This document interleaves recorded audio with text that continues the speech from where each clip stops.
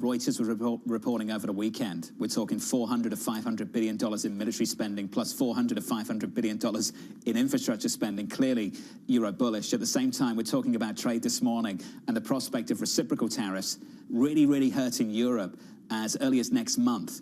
On the trade story, this is like waking up to a fire hose of news every single morning at the moment. So we've got 25% tariffs on Canada and Mexico on most imports from those countries, an additional 10% on China, and some reaction from the Treasury Secretary, Scott Bessent, this morning, speaking to the American media just a little bit earlier, saying this on China tariffs: the Chinese export model is not acceptable. This is an argument that Secretary Bessent and this administration has made repeatedly, and I would say the president has been making consistently for the best part of a decade plus. Saying this on the manufacturers in China, though, that the exporters there will eat the tariffs.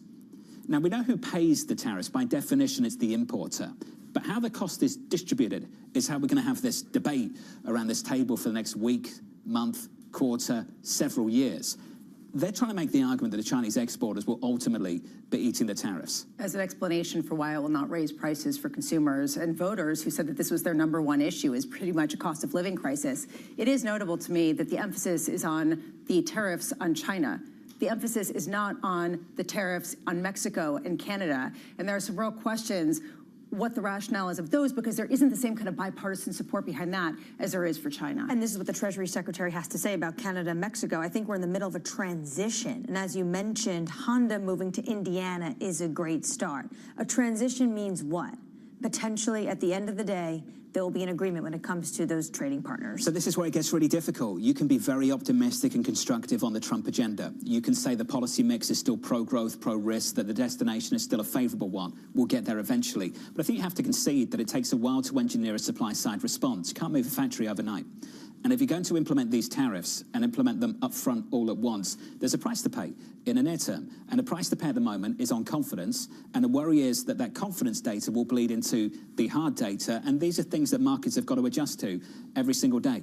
Part of the extra added uncertainty right now is we don't have a framework of where we're going. Is the idea to have all manufacturing done in the United States? Is it for certain sectors? Is there a certain proportion that's acceptable and a certain proportion that's not? Are there certain trading partners that are preferable to others? And if so, who are they? Is that consistent? Is that over time? There are all these questions that are necessary to answer to even have the confidence to put parameters of how you even game this out. The winner right now is the bond market. I'm not sure if that's by design or not, but we are rallying again. We're down 5 basis points at the front end of the curve. On a 2-year, it's a break of 390 at 389. Let's keep an update on stories elsewhere this morning with your Bloomberg Brief. Here's Yahara Hacker. Say, Yahara. Hi, John.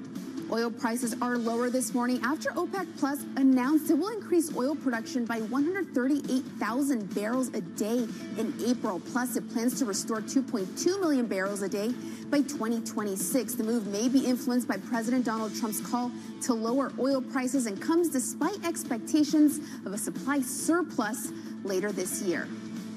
Meanwhile, Russia has agreed to join the Trump administration in talks with Iran over issues including its nuclear program and Iran's support for regional anti-U.S. proxies. The issue was raised when President Trump and Vladimir Putin spoke on the phone last month. Then top officials from both countries advanced the discussions.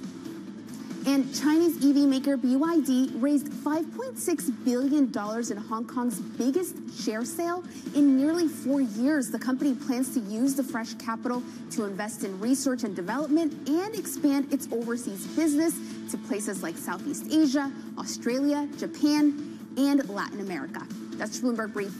John? Yahara, thank you. More from Yahara in about 30 minutes' time. Up next on the program, the trade war. They're coming here in huge size because they want to be in the greatest market in the world, and they want to avoid the tariffs that if they're not here, they'd have to suffer. Up next on the program, the former NEC Deputy Director Everett Eisenstadt joins us next from New York City this morning. Good morning.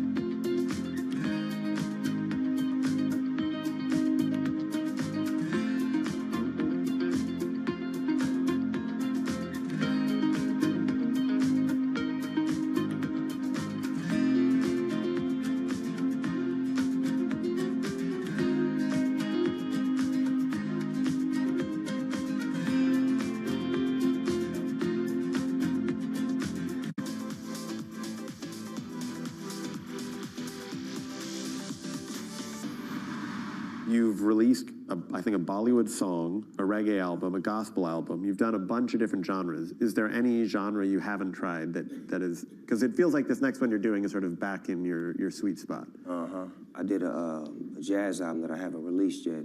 It's more or less like spoken word over jazz music. That was a genre that I've always wanted to go into. Quincy Jones hit me to Mr. Mumbles, Clark Terry, which was his teacher. And we had an opportunity to spend time with Mr. Terry, and we did a record together, and that was a genre that I always wanted to venture into because I felt like I had a jazz voice. So your role in a jazz album is just your singing? No, I'm spoken word. Or spoken, sorry. My voice and my conversation, my poetry, you know.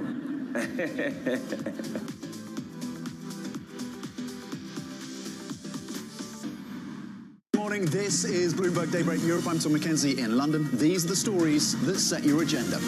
Taking you from the U.S. market's close to the overnight session in Asia, we'll walk you through what you need to know to kickstart Europe's trading day. Live from our European headquarters, we bring you the day's top market-moving stories, unmatched expert analysis, and on-the-ground reporting from across the continent. Tune in to Daybreak Europe, only on Bloomberg Television. Context changes everything. Key investors, top executives, global innovators. Join me for in-depth conversations with the biggest newsmakers on the day's top stories.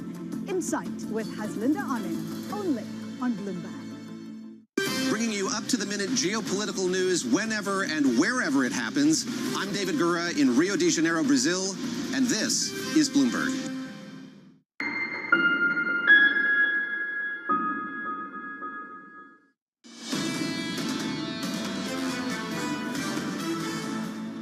What a moment for the global economy, for financial markets worldwide. George Saravelis of Deutsche Bank this morning, I think, framing things really nicely in the lead paragraph of his note.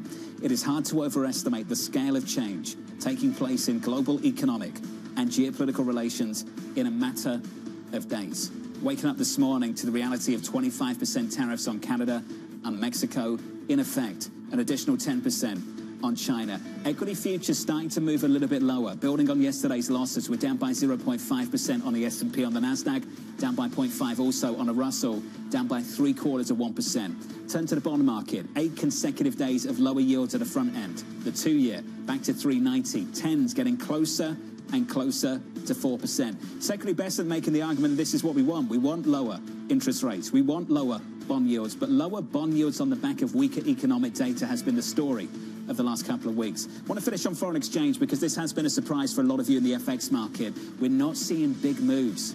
In fact, against the Canadian currency, the loonie here, Bramo, is actually stronger, not weaker on the session, and the price action yesterday was really quite muted. Hard to know what to do with this given how much has already been priced in, but this really shows how the narrative has shifted to tariffs maybe implying slower growth for the United States, weaker growth, Fed response, rather than just hurting everybody else. Under surveillance this morning, the trade war.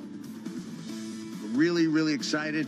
This continues the most incredible path you've ever seen in these first weeks and months of the Trump administration, of incredible manufacturing coming to America. The keys that the president has called out are coming here. They're coming here in huge size because they want to be in the greatest market in the world, and they want to avoid the tariffs that if they're not here, they'd have to suffer. So here's the latest this morning. China and Canada slapping retaliatory tariffs on the United States after President Trump delivered on his threats. Mexico's president is set to speak a little bit later on this morning. Everett Eisenstadt, the former NEC deputy director, writing, business must brace for unpredictable and choppy waters over the next few months as more actions are likely to come. Everett joins us now for more. So Everett, walk us through what you think happens here, because there are some people, a lot of people watching this program right now who don't believe the tariffs that went on overnight will stay on for very long. What's your message for them? I think they will stay on. The president had an opportunity to delay these tariffs again. He decided not to do that. And so unless there's some sea change in how Canada and Mexico are dealing with the fentanyl crisis that satisfies the president, I don't see immediate relief in the near term. So I think the tariffs are on for a bit yet. Everett, speaking to some sources this morning, what I hear from them is they want more private sector growth, less public spending, and they want manufacturing back to the United States. But how does that work with a very intricate supply chain when it comes to an auto sector, and already that's under a trade agreement of USMCA. This is pretty incredible, honestly. I think to see such a rapid change in the market so quickly with two of our largest trading partners is going to impact a lot of companies in different ways. And some companies may be able to absorb those tariffs or put them, distribute the costs throughout their supply chains. Others may simply not have any choice and may be forced with actually thinking about moving to the United States. And I think the president has a mindset that he's going to do everything he can to facilitate more manufacturing investment in the United States. So the tariff actions seem to be part of a larger picture of deregulation, investment incentives, and perhaps tax cuts to draw more manufacturing back to the United States. So this is the first part of a very long story, I'm afraid, but I think we're in for, as I said earlier, some choppy waters in the near term. I was reminded by another source very early this morning that in Trump 1.0, a few months after some tariffs went on, there were exceptions. Do you expect that to happen this time? We'll have to see. There are some products that we cannot get in the United States. We simply don't produce them. And so for those, I would think it would seem to make sense to include exceptions for those products. There's really no reason not to. But I think we'll see. Another thing to keep in mind is on top of the tariffs that went into effect last night, we've got the steel tariffs that are going to into effect on March 12th. And those are going to be broader. They're going to cover more products. They're going to be difficult to administer. And over time, as these begin to resonate throughout the economy, I think there are going to be calls for some exceptions. Even if we've got exactly what the president wanted, which is to get all manufacturing back to the United States, it simply can't happen overnight. So at a minimum, it would seem that a delay to enable some manufacturing to come back would make sense. To date, we're not seeing that, but we'll have to see how these tariffs, as they resonate throughout the economy, what kind of feedback members of Congress get and others in the administration about how they're being implemented. I'll just note that there was as you might recall, there's a de minimis exception for products coming into the United States duty-free that they're under $800. They're able to enter the United States duty-free. The president had taken that de minimis exception away, and then when the Congress and the Customs tried to administer it, they couldn't do it. So they had to walk back from that. I don't know if we'll see something similar, but we may see that in certain sectors for certain products. Hey, Everett, got to leave it there. It's got to catch up. Everett Eisenstadt there, the former NEC Deputy Director on the trade effort in Washington, D.C. This from Mohammed Al-Arian just moments ago out on X, talking about the difference between the impact on prices, the immediate impact on prices, and the pass-through effect, the inflation effect. Talking about the gap between these two being shorter this time around. And the recent experience, the inflationary experience of 21, 22, teaching these companies in corporate America a difficult lesson, a harsh lesson, to move more quickly. And Mohammed's mentioned this a few times on this program, that he thinks if these tariffs go on, if these companies can pass costs on to the consumer, they will do so way more quickly than they did a few years back. They're conditioned to be flexible. How often do we hear about flexible pricing schemes and prices they can change according to the demand in real time? You have to imagine that they're going to be able to respond more quickly, and if they can pass it along, they will. If they pass it along, then what's going to happen in the polls? This is going to be something that's going to be politically very difficult for this administration that they believe won on two issues, immigration and inflation. Equities right now down by 0.6%. The third hour of Bloomberg Surveillance is coming up next. We'll catch up with Omar Aguilar of Schwab Asset Management, John Murphy of Bank of America on the automakers, Michael Gapen of Morgan Stanley, Jason Draho of UBS from New York. This is Bloomberg.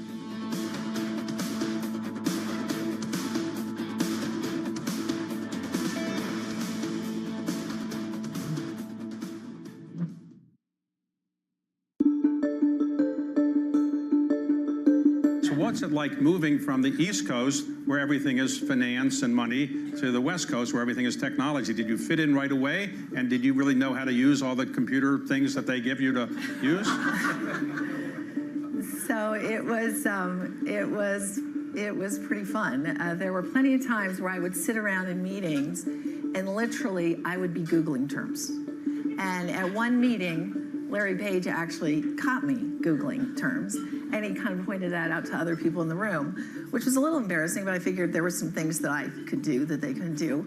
And so it was a learning curve. And my dad always, he taught me at a young age a term that I've used constantly with my teams. He said, in his lab at Stanford, if a physicist could not define a quark in under 30 seconds, they didn't know what they were talking about. And so I use the quark test all the time. If somebody's rambling on and they can't get to the point, they probably don't know what they're talking about, they fail the quark test. My finance team knows this quark test. And at Google, I'm working with amazing computer scientists, so they never fail the quark test. They can explain things really clearly, which shoots you up the learning curve. But did you understand what they were talking about from the beginning, or did you have a special tutor that's taught you technology? Or did you I had actually run tech banking and took Google Public, so I had a little sneak preview.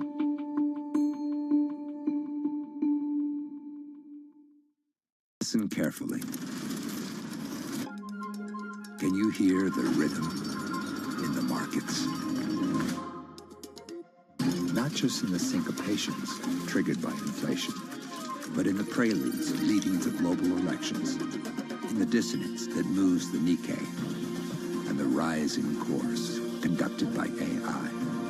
There's music in the markets, and if you want to learn to listen for it, we'll show you how.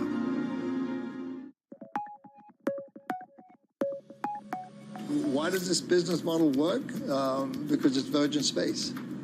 It's never been done before, and it'll never be done again. When you step back and you look at something that's been golf through institutions, has been the way it has been for 53 years without change. In 1993, I stepped back and said, okay, this is not right. It's doing the same old Groundhog Day. Everything's the same. Players are a pass-through entity. They're not getting any equity built in their day. Once they're done playing, they're out. I thought, that's just not right. When you have to build a sustainable model, you need to have these players, these famous, the world best, the best of the best. You need to give them equity into the future. You need to give them a vision of where they need to go and how they're going to get there.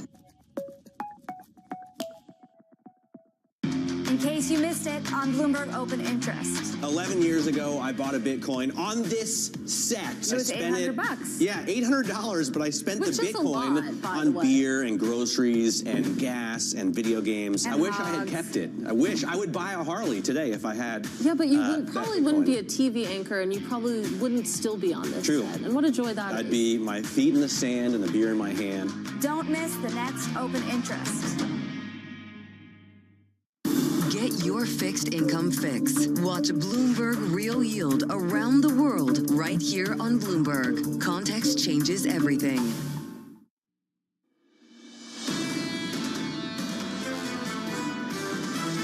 The idea that this tariff as a negotiating tool is too consensus. We can talk about tariffs as much as we want, but we don't know what's going to happen. The president seems to be far more serious about tariffs than was consensus in November when he won. I really don't know. I don't think anybody knows but the president. Policy backdrop is changing rapidly, and people are not sure exactly what to expect. This is Bloomberg Surveillance with Jonathan Farrow, Lisa Abramowitz, and Anne-Marie Hordern. I've lost count of how many times I've said this. The most fascinating time in financial markets since the pandemic. Wow. Equity futures right now negative by 0.6% on the S&P 500. We are lower by 0.75% on the Nasdaq 100. Yesterday, a bad day for equity bulls, the biggest one-day loss of the year so far, as the president says the tariffs are going on and there's no space for negotiation. They do indeed go on. 25% tariffs on most imports from Canada and Mexico. In the bond market, a bid, particularly at the front end of the curve this morning. 8 consecutive days of lower yields at the front end of the curve. We're down 4 basis points on twos, 391. On a 10-year, 415. Yields just about unchanged. The surprise in foreign exchange, the Canadian currency is not seeing a ton of weakness. It's actually stronger so far this morning. The focus of this market over the past few weeks, and you can take our opinions out of this, just as a matter of fact, the focus of this market over the past few weeks is the potential for softer growth in the United States of America. That's been the shift in the bond market. Late last year and early this year, it was the idea that everybody else would be hurt more than the U.S. Now it's the realization that maybe the U.S. could be hit as well. people will be parsing through how much this is weakness that we saw before the tariff talk really started ramping up that we're now seeing in the data. Neil Dutta would make that point. Regardless, the focus and the bias in markets is that maybe we have overestimated how long American exceptionalism can outweigh the uncertainty that seems to be swirling over the U.S. economy. So this is what we've got this morning, and then we can talk about what could change again in the next month or so. This morning, 25% on imports from Canada and Mexico, an additional 10% on imports from China. Then over the next few weeks, next week, 25% potentially on steel and aluminum. Then early April, we'll be talking about reciprocal tariffs. Hello, Europe. 25% on autos, chips, and pharma. And throw in some ag products as well. Absolutely, as well as lumber, as well as copper. We do have that report coming out April 1st from Commerce and USTR when it comes to unfair trade practices that they deem necessary for those reciprocal tariffs that Donald Trump, the President of the United States, says is coming April 2nd. What I find interesting about all of this is what he said yesterday. There's no room left for Canada and Mexico to negotiate. They're all set to go into effect. But the market still thinks potentially, and analysts still think, how long can this last? At some point, there has to be a negotiation at the end of the road. At some point, there's a Trump put. Keep hearing that as well. This is a 5% pullback on the S&P 500. Lisa, 2018 was so much worse than that. This is child's play. Is that what it'll take, a repeat of 2018, to get the president and get to the other officials as well to think about a shift in policy? He's winning if he looks at the 10-year yield. And if that's their metric, well, it's down, and it's down hard. And I think that a lot of people are wondering whether the stock market is still the barometer. I will just note, NVIDIA down incredibly hard. You take a look at some of the pockets of pain, the specific pockets of pain. And this ultimately, and this is what we were talking with Stuart Kaiser earlier, there is a real question of how long you can expect this broadening out to continue if you do believe that growth is slowing. So let's talk about objectives. Yes, rates are lower. Yields are down every single week of the Trump administration. The Treasury Secretary came on the program and talked about it. Yes, crude is lower. That's something they want as well. Crude is lower too. Is all of this by design, though? Are you telling me that they want consumer confidence to gap lower? They want weak retail sales? They want a soft ISM? They want new orders in manufacturing to be down and employment to contract? Because that's what's led to lower yields over the past few weeks. If you take a step back, there are a lot of questions about what the ultimate goal is. If you have a reduction in consumer confidence, you also, and frankly, end markets, you end up with a reduction in tax receipts, which reduces revenues, which makes it more difficult to achieve the closure of the budget gap. On a broader level, there are questions about what the ultimate goal is with reordering the global trade system in the most dramatic way that we've seen since pre-World War II. I mean, that's the reason why people are saying this is a historic moment. It is historic for markets. It is historic for trade relationships. Or is it potentially to force the Fed's hand to have them cut? This morning, traders adding to bets on interest rate cuts from the Federal Reserve. Now the traders are saying we can maybe get 3 this year. That's a shift from December. I thought March 19th would be a snooze. I was very wrong. The next Federal Reserve meeting 2 weeks tomorrow is going to be very entertaining. Coming up this hour, we'll catch up with Omar Aguilar of Schwab Asset Management as tariffs grip global markets, John Murphy of Bank of America on how the levies will impact autos, and Michael Gapin of Morgan Stanley on downside risk to the labor market. We begin this hour with stocks coming off their worst session so far this year. Omar Aguilar of Schwab Asset Management writing, tariffs have the potential to raise inflation in the short run and slow growth in the long run. The impact would affect lower income households more as goods imported from Mexico and Canada, food, energy and auto parts are not discretionary items. Omar joins us now for more. Omar, welcome to the program, sir. The facts have changed. We've got new tariffs. Has your view changed? No, well, uncertainty is the name of the game, and certainly the discussion about the slowing growth is actually more real than it was even just a couple of weeks ago. You know, when you look at the U.S. economy, I would probably say the good news is that we started the year on a very strong U.S. market and U.S. economy. And I think that it seems to be, you know, the support that we have by dealing with this level of uncertainty on these unprecedented changes in the global trade. I think a big part of the shift is also the barometer is on the 10-year yield. When we went from, you know, discussing about term premium and the inflation expectations to now, you know, the 10-year yield really pricing a lot of the potential is low growth going forward. Let's talk about some of that lower growth. The ISM came out yesterday. The headline was just about okay, and only just. Prices paid started to pick up. New orders started to drop. Employment as well. Omar, do you believe we could see that reflected in ISM services tomorrow, in the payrolls report on Friday? How long before it really starts to hit the hard data? Yeah, I think, the employment report is going to probably take another cycle. I think a lot of what we're seeing now is not going to necessarily reflect what has occurred in the last couple of weeks. I also think that that will be a critical data point, going into this report and the next report, or the potential for the next report, for the Federal Reserve meeting coming up. Because if anything, the Fed is going to be paying a lot of attention to the labor market dynamics to decide what they're going to do next. I think the chances of a Fed cut, in March was actually very low. In fact, our point of view was there was going to be any changes. We still believe that the chances of a cut is still early. But that being said, the potential changes, of more cuts down the road are actually more, have higher likelihood as opposed to what was before. I do think that the manufacturing numbers will continue to deteriorate. And I think a lot of what we've seen already, even what we saw on the Atlanta GDP Fed numbers, estimates, is actually everything is going lower. At what point do Fed rate cuts make you more optimistic about risk assets, Omar?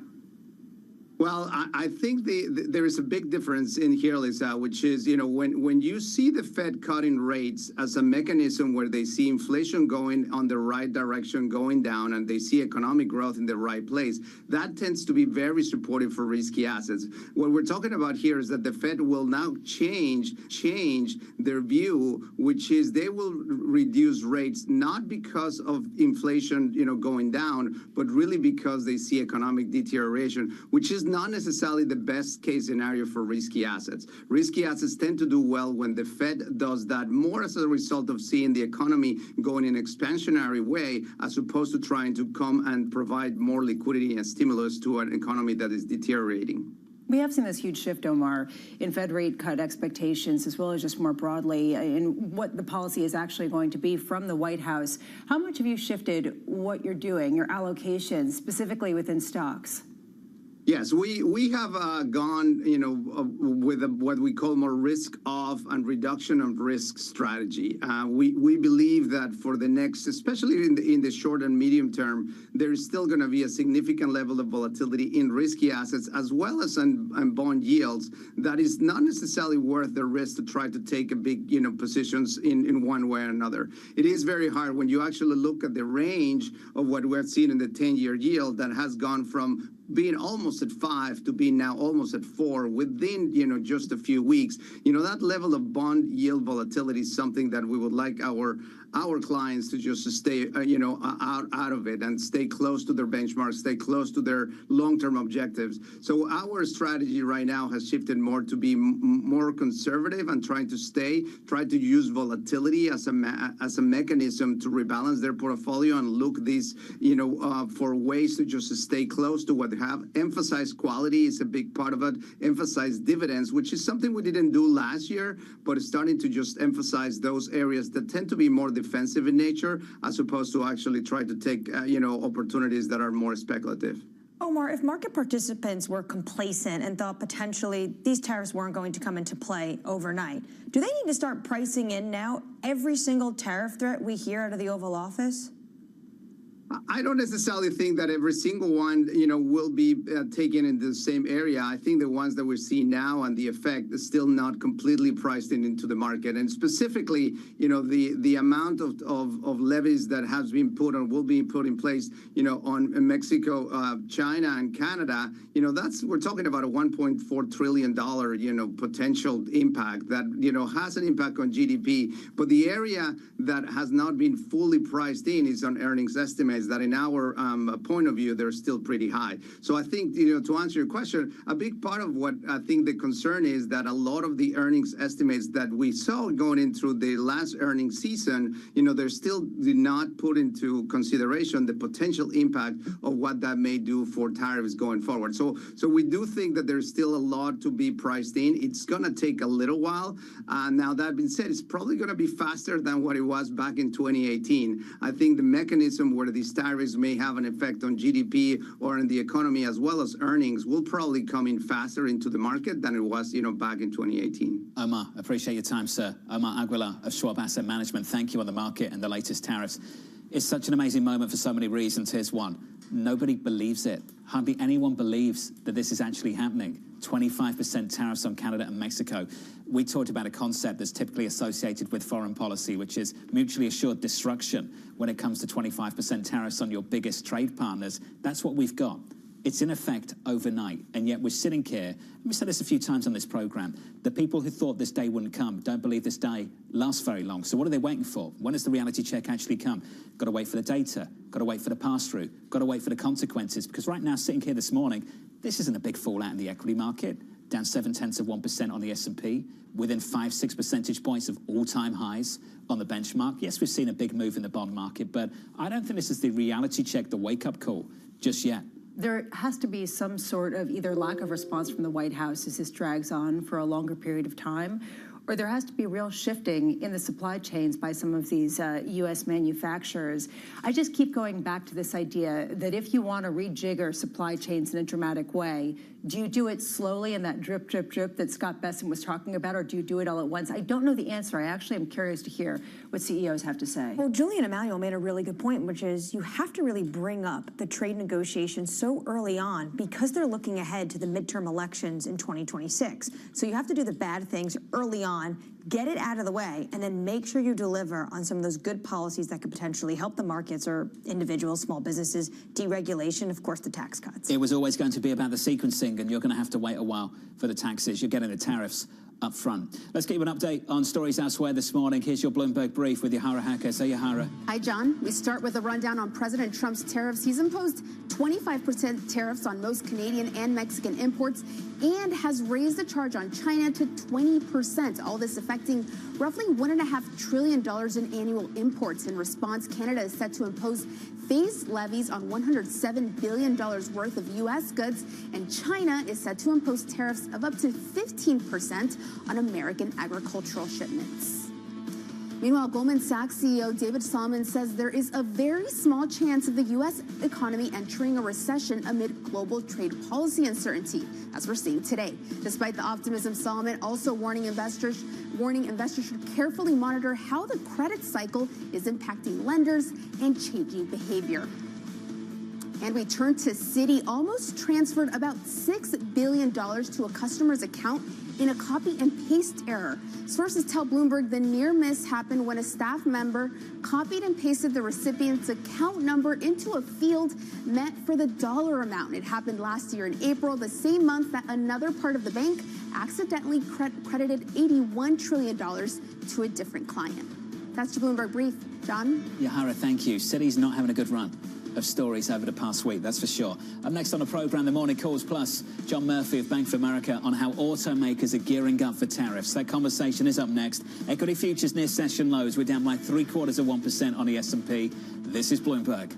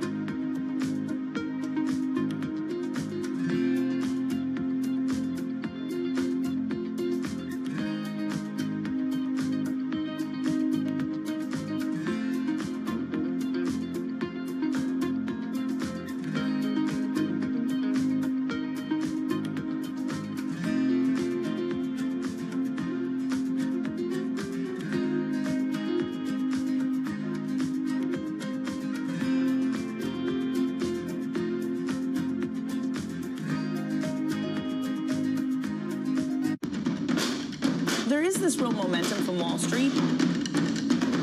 We are basically deep in the European earnings season. Take a look at how we're faring when it comes to Asian markets.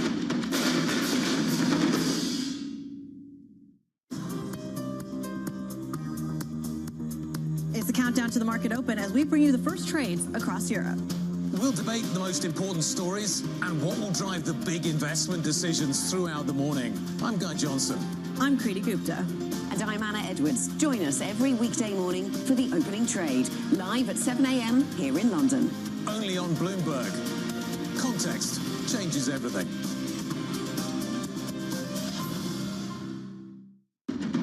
US tech is influencing global markets. Technology is driving business across Europe. Companies in Asia are betting on tech.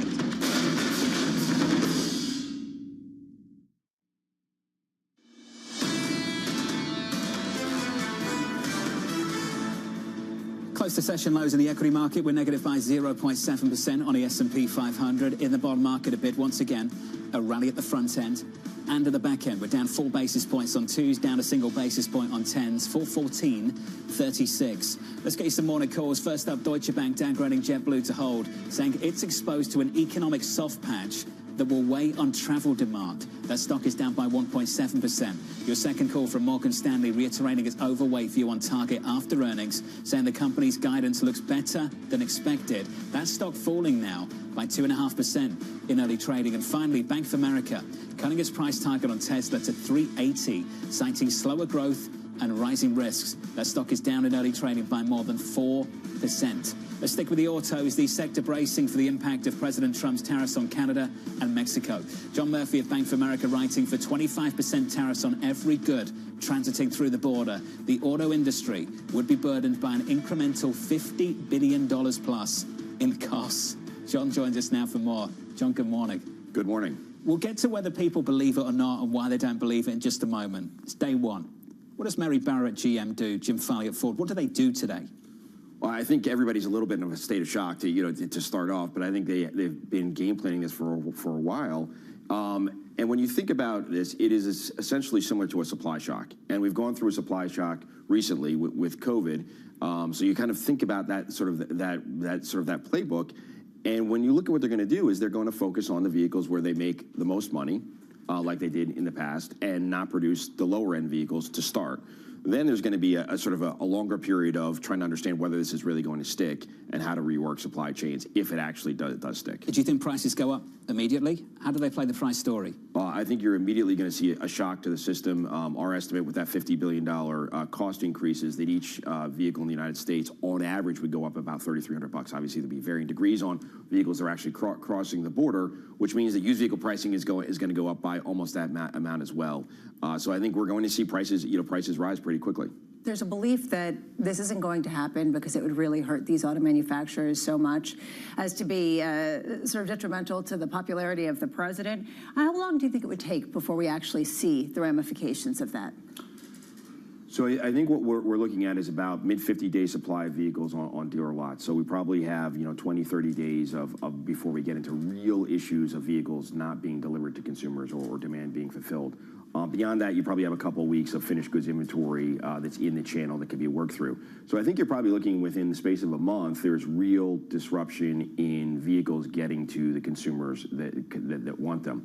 I think the other thing that's really important is we're looking about at the front end of the value chain, 4% of GDP. You have over 3 million jobs that are affected by this. And I think there's a lot of folks that you hear in a political sphere that talk about, hey, listen, we're just going to have to take the pain in the short run. But those 3.1 million people have to, pay for their kids, food and pay for their mortgages and their rent.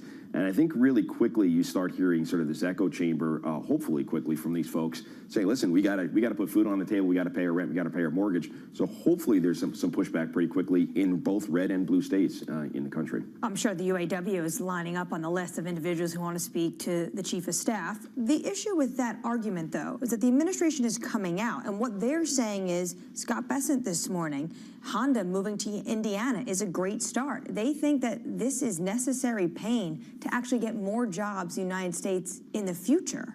How long can that last?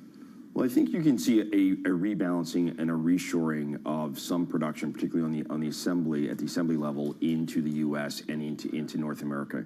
I think the real question is we're talking about this is really what is the end game? Is the end game to stop immigration and illegal drugs, or is it actually to bring jobs back to the U.S., or is it for political theater to garner greater political support for some other efforts that are going on. So it's very difficult to understand exactly where they're going with this.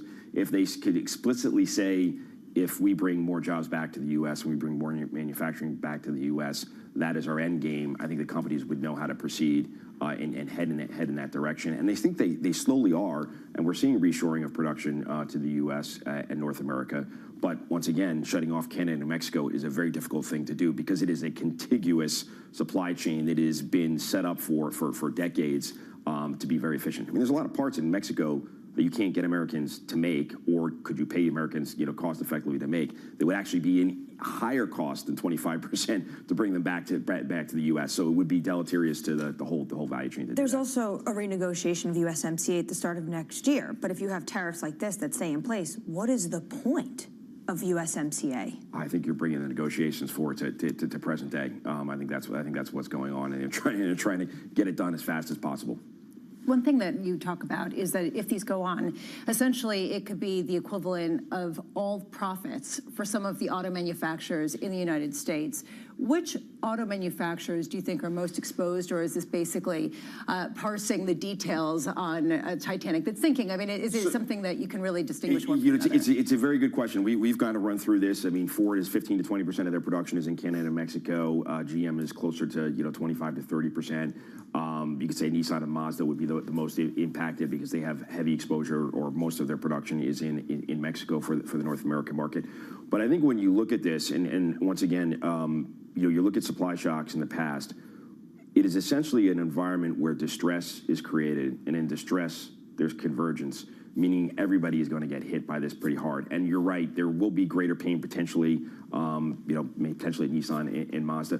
But ironically, when you think about this, Jim Farley actually had a great statement in the last go-round when we were talking about this last time, just a few months ago, is that vehicles coming from Japan, Korea, and Europe are being tariffed at somewhere between 2.5% and maybe 10%, even on a reciprocal basis if other tariffs get put in place. Yet vehicles coming from Canada and Mexico are getting tariffed at a 25% rate. It advantages the folks that are importing from Europe, Japan, and Korea in a very odd way, and shows that this is not a holistic discussion and framework for tariffs, for the entire world and the U.S. all at once. There's some oddities going on as you're placing 25% tariffs on Canada and Mexico and only 2.5% to maybe 10% on other imports. It's a very odd structure. They're next, John. That's a month away. We'll talk about that in a few weeks' time. We got a long way to go. Changes. You mentioned maybe echoes of the supply shock of the pandemic. I was looking at the likes of GM for 2020, stock up. 2021, stock up big time. What's the difference this time around?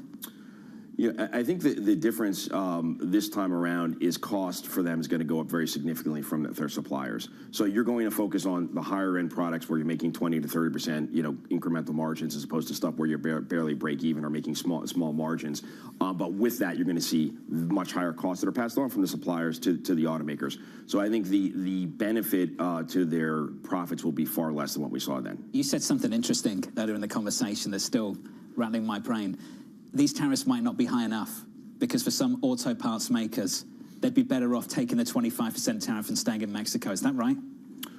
Well, I think that you cannot make certain parts viably or profitably, I should say. Even more expensive to make them. It would be even more expensive to make them in the U.S. So the reality is vehicles wouldn't be made, or certain parts wouldn't be made, which means that certain vehicles wouldn't be made, and we'd be looking at a smaller market, which would put that 4% of GDP at risk and those 3 million plus jobs at risk, which was really kind of a tough thing to stomach. And this stuff is super complicated. John, thanks for making it clearer for us. Appreciate your time. Thank you. Thank you. John Murphy there of Bank of America on the automakers in the United States. What a tricky moment for those companies. At a time when they have to think about their supply chain and the possibility it might not be cheaper in any capacity. It just means that costs are going to be more expensive. Still, there's so many people out there that just don't believe this lasts very long. We have an address from the President of the United States to a joint session of Congress later on this evening. Look out for that. Up next on the program, Michael Capon of Morgan Stanley, Jason Draho of UBS. From New York, this is Bloomberg.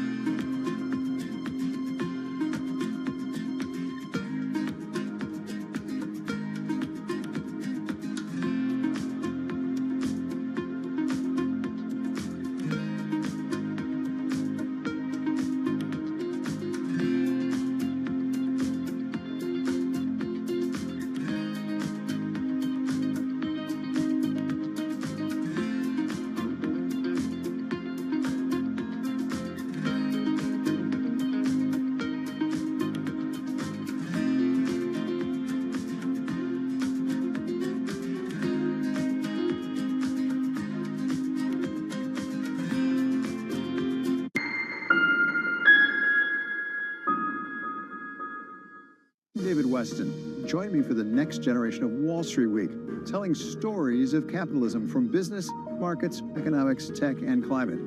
Each week, we'll go on the road for a look at what lies behind the headlines of today and what will likely be the headlines tomorrow. Above all else, it's a mission. It's done nothing but grow immensely. To me, that's an extraordinary sign. We can be the change that we want to see. Watch the all-new Wall Street Week. More than what you need to know, it's what you need to think about. Good morning. This is Bloomberg Surveillance. Welcome back to the opening trade. This is Bloomberg Technology. This is the Asia trade. This is Wall Street Week. Welcome to Balance of Power.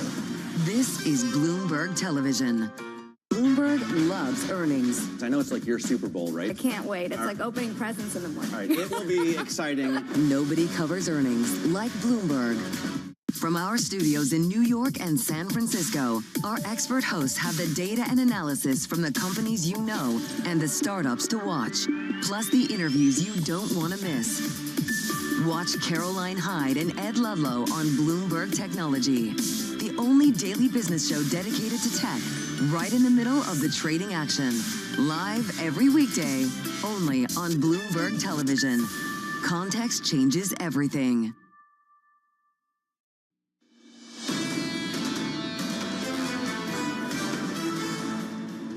Taking another leg lower, 60 minutes away from the opening bell. We're down by 0.8% on the S&P 500, down by close to 1% on the Nasdaq 100. On the Russell, down by 2.8% yesterday, down by 1.26% this morning. With 60 minutes until the cash open, with your morning movers, is Manus Cranny. Hey, Manus. Jonathan, let me just give you a little bit of a counter to that downside. We've got Walgreens boots. It looks like we have a potential deal between Sycamore Partners taking the company private. We understand $11.30 at $11.40 if it goes through. So there's a $10 billion take-private deal. What's the consequences? Possibly a breakup.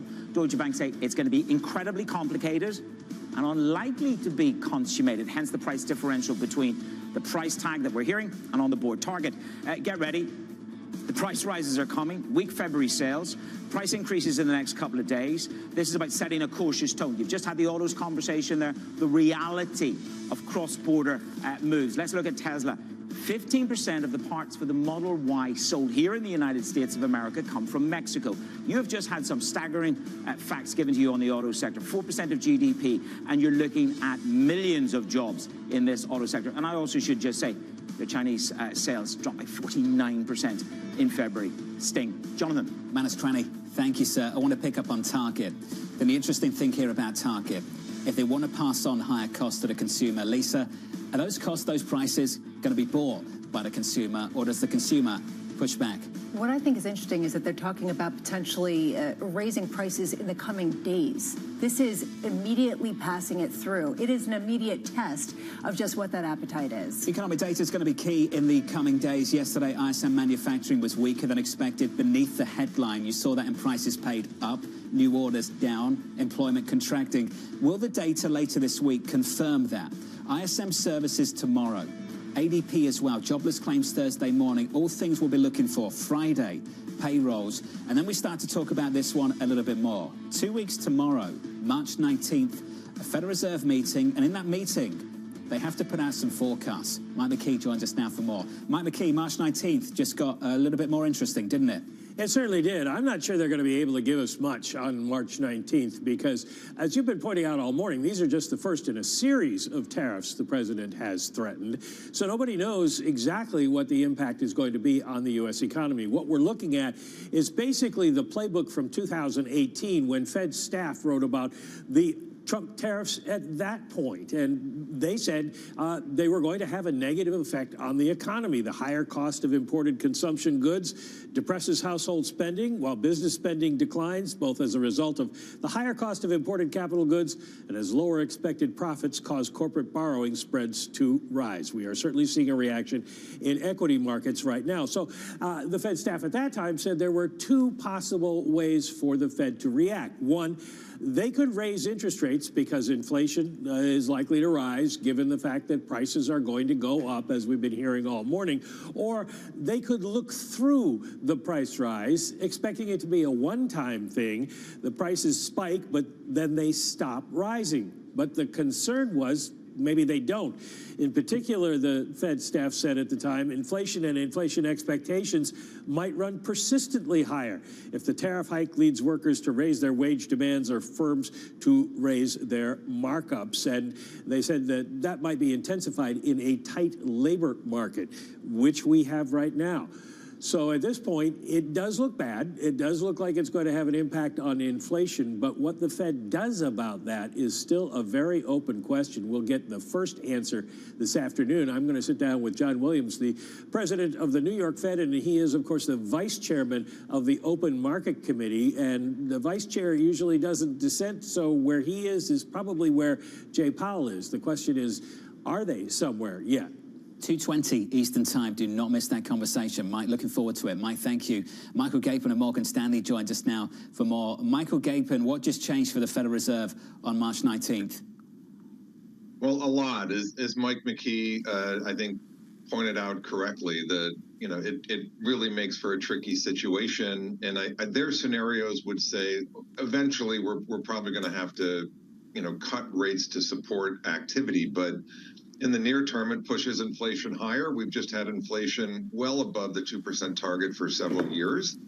So, they have to trade these two signals off. They have to be able to, they want to look through that inflation, but they won't be able to in real time, because if these tariffs stay in, you could see headline PCE inflation go up by, maybe minimally 0.3, maybe up to like 0.6. So you'd have a major move higher in inflation just after years of being above target. They can't just knee-jerk look through that. They'll have to wait. They'll have to pause. We think ultimately they would ease, but there's a timing element here. Tariffs push up inflation now.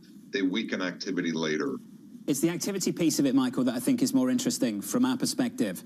Obviously, this could lead to higher prices. That was always going to be the risk. It was whether consumers could absorb those higher prices. Right. We're already hearing from a number of retailers this morning.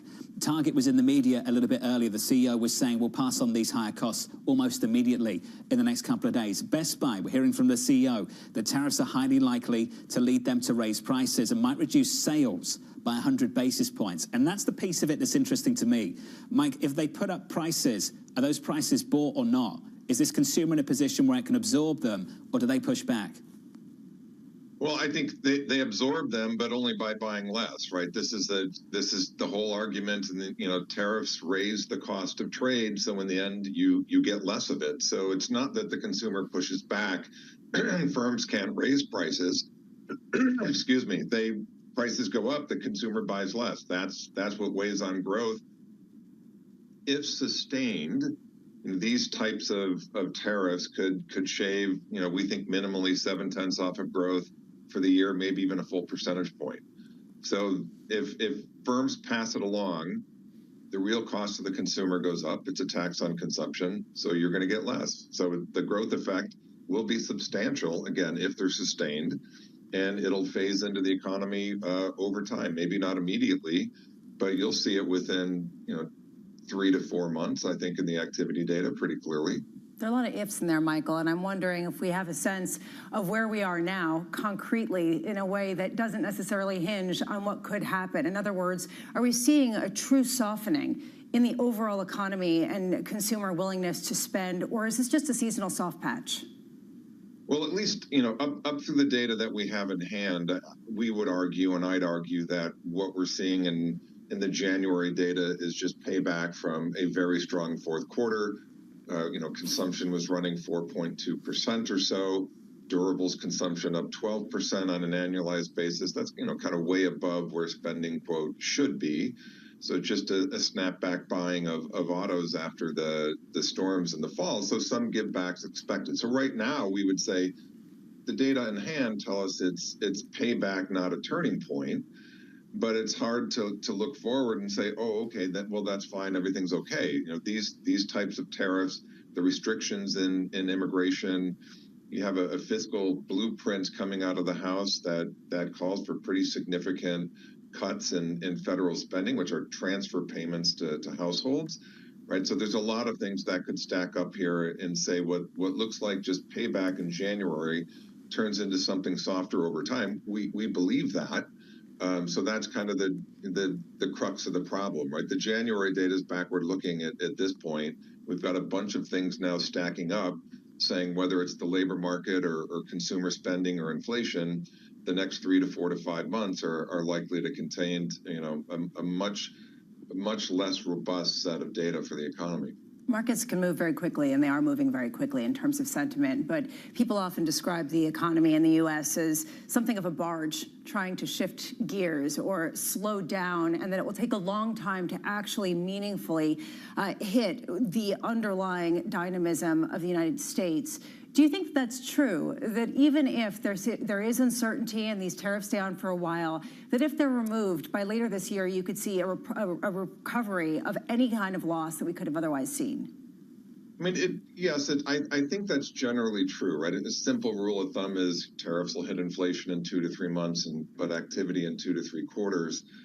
But I would say it hits trade and manufacturing relatively quickly. It's just those two things are a smaller share of the economy. So to see it more broad-based, you need those spillover effects. That's what takes time. I think you can make an argument, obviously, the more forcefully you move on tariffs, the more widespread they are, maybe you get those effects front-loaded. Moving supply chains now is probably a lot harder and a lot more costly. Some of the low-hanging fruit on that has already been picked. So yes, I would say that's right on first blush. It's going to take time, but maybe it's different this time, right? So the models are helpful. We'll see how it plays out in real time. Michael, appreciate it, sir. Michael Gapin of Morgan Stanley. We're seeing this play out in real time right now with the Mexican president. We were waiting for Claudia Sheinbaum's response to this. 25% tariffs on Canada and Mexico. We heard from Canada. A news conference just started with the Mexican president just moments ago. Mexican president saying there's no justification for U.S. tariffs on Mexico.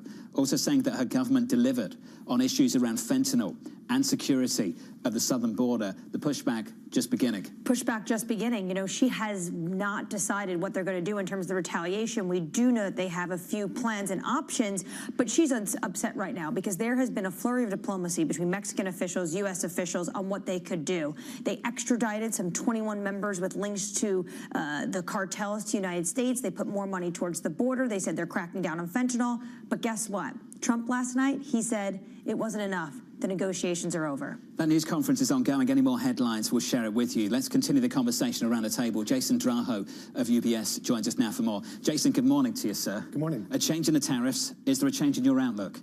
Not yet. I think that the issue that we're all dealing with is trying to figure out, how long will they be on? How many more tariffs there will be? It's been, kind of a very fast evolving situation.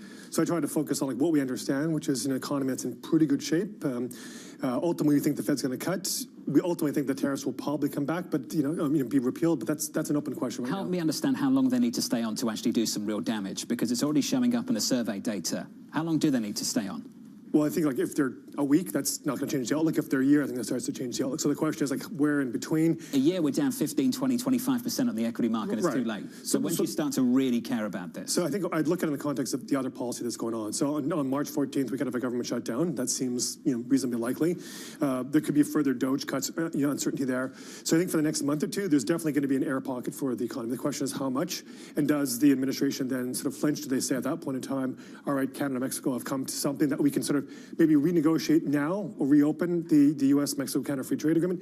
As we do that, we'll suspend the tariffs. So I think the next 4 weeks will be kind of a telltale of will they go on longer, or could that be a pain point enough that they want to pivot at that time? Are you starting to question how much momentum the U.S. economy has going into a potential air pocket, given that we have seen weakening data before some of these tariffs were even put on?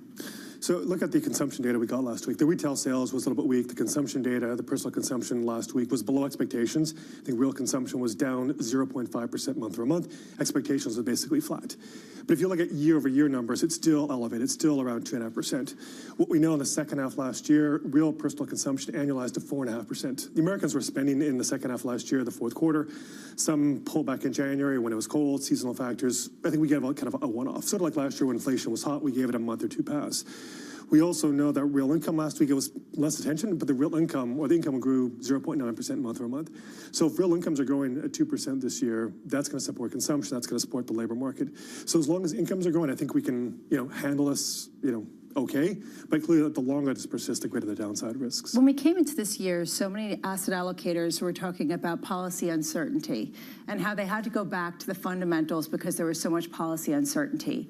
Is there still policy uncertainty, or do we have more policy certainty? Can you take what we've gotten as more of a template for what's to come and make some more base cases? So I think, look, the view for most people, for most investors post-election, is that we get a bit of a replay of Trump 1.0. We get these reflationary policies, you get tax cuts, deregulation, markets will go higher. What we're finding out is, one, the sequencing is different. We're getting tariffs, we're getting government cuts first, maybe tax cuts later on. But it's also, something I'm kind of questioning is when the administration says we're actually willing to tolerate pain. I think Besson sort of came out this morning to said that. I kind of thought, there's a Trump put, but the Trump put is for treasuries more so than equity markets this time. They need, yields to go lower. They want inflation to go lower. And we may be underestimating that the markets might say this is a policy error that they're undertaking right now, but actually might be for them, this is part of longer-term strategic strategy. They're willing to take the pain now. With 12 months from now, things will be better, and then you kind of go into the midterms. I think the market's underestimating that possibility, that maybe the whole framework we're thinking about this administration has been wrong. When you talked to the Treasury Secretary and he joined us around this table, he was excited with where yields were and going lower. And to boot, today you have WTI down more than 1%. They want to see lower energy prices. So what's the pain threshold you think they're willing to accept, though, when it comes to equities? Well, equities are going to probably correlate with the economic data. So if you see, job gains on Friday that are like below 100,000 from March, again, like 50,000 or something along those lines, unemployment rate ticks up, that starts to become pain. If you see inflation going higher, particularly for goods that people are buying on a regular basis, food, things of that sort, then it starts to become a political problem. I think that becomes more of an issue than it does the stock market.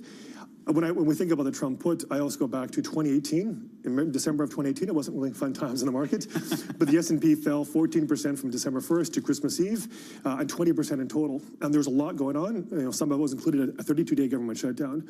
So we know that there was sort of tolerance for more pain than the market assumes, where like the put could be like 5% out of the money. That's clearly not the case. Yeah, 5% pullback is not going to get it done, based on what you've just said. Jason, wonderful to get your thoughts. What a tricky moment for the global economy and for all of us to work through at the moment. Jason Draho there of UBS. So let's do two things. Let's talk about what we've got, one, and two, how these countries are responding to it. So this is what we've got.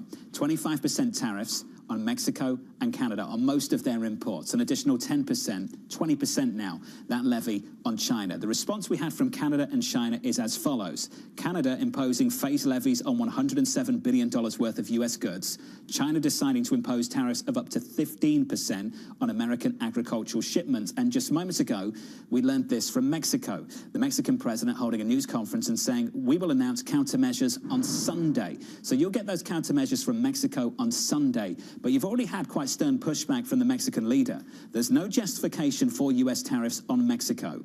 And with regard to some of the issues around fentanyl and on security, her government, she says, has delivered on fentanyl and on security. Because they did do a lot of work that the administration was asking for. They're meeting with individuals like the Commerce Secretary Howard Lutnick. They're also meeting with Trump's border czar to try to do more to acquiesce what the administration is concerned about. What I find most interesting about all these statements is the date, Sunday.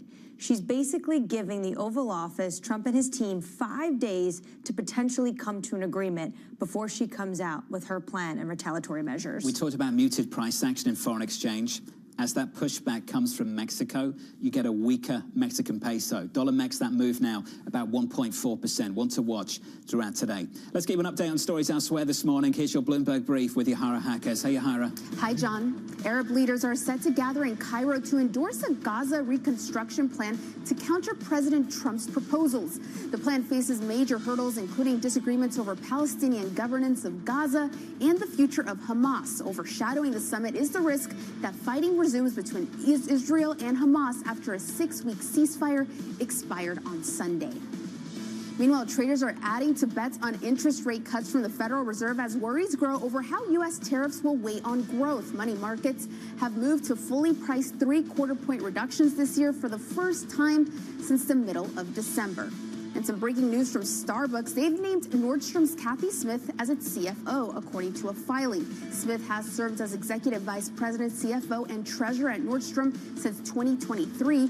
Meanwhile, from 2015 to 2020, she held the role of CFO at Target. Shares are up slightly. That's your Bloomberg Brief. John? Yahara, thank you. Thanks for this morning. The opening bell is about 43 minutes away. Up next on the program, we'll set you up for the day ahead and we'll count you down to President Trump's joint address to Congress. Your equity market negative by 0.6% on the S&P from New York. Good morning.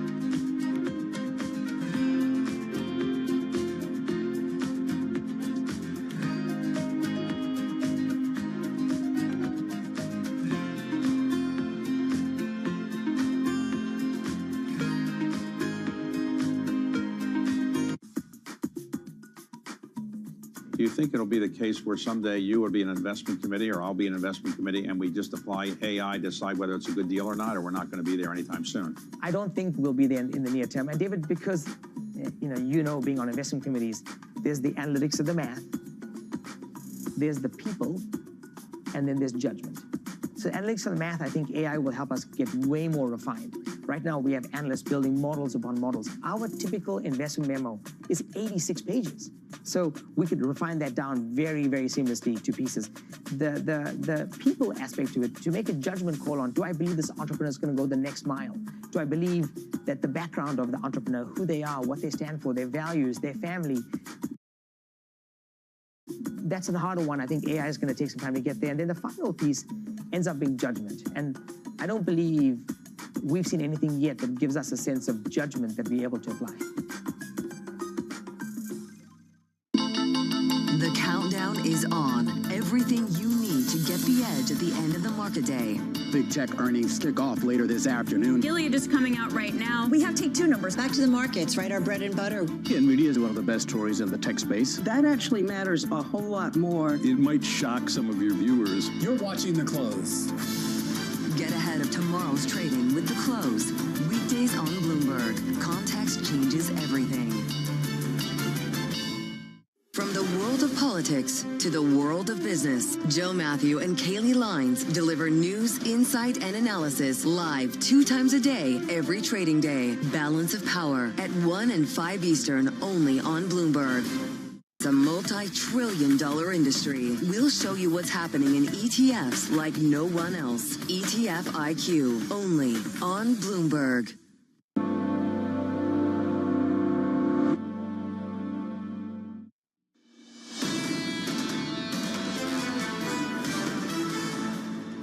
Here's your market picture, about 38 minutes away from the opening bell. Equity futures negative here by 0.7%. Bid into the bond market, rally at the front end and the long end. We're down by 2 basis points on 10s, 4.13. This is week 8 of lower yields in the bond market, 8 consecutive weeks of it on a 10-year maturity. Your trading day looks like this, 9 p.m. Eastern time. Look out for this. President Donald Trump delivering his joint address to Congress. Tomorrow, some data, ADP private payrolls, ISM services index. Thursday, another round of jobless claims. Friday, the payrolls report and comments from Fed Chair Jay Powell. What a week still to come. As we look ahead to that address this evening, here's Bloomberg's Tyler Kendall from the nation's capital for more. Tyler, what are we looking for later?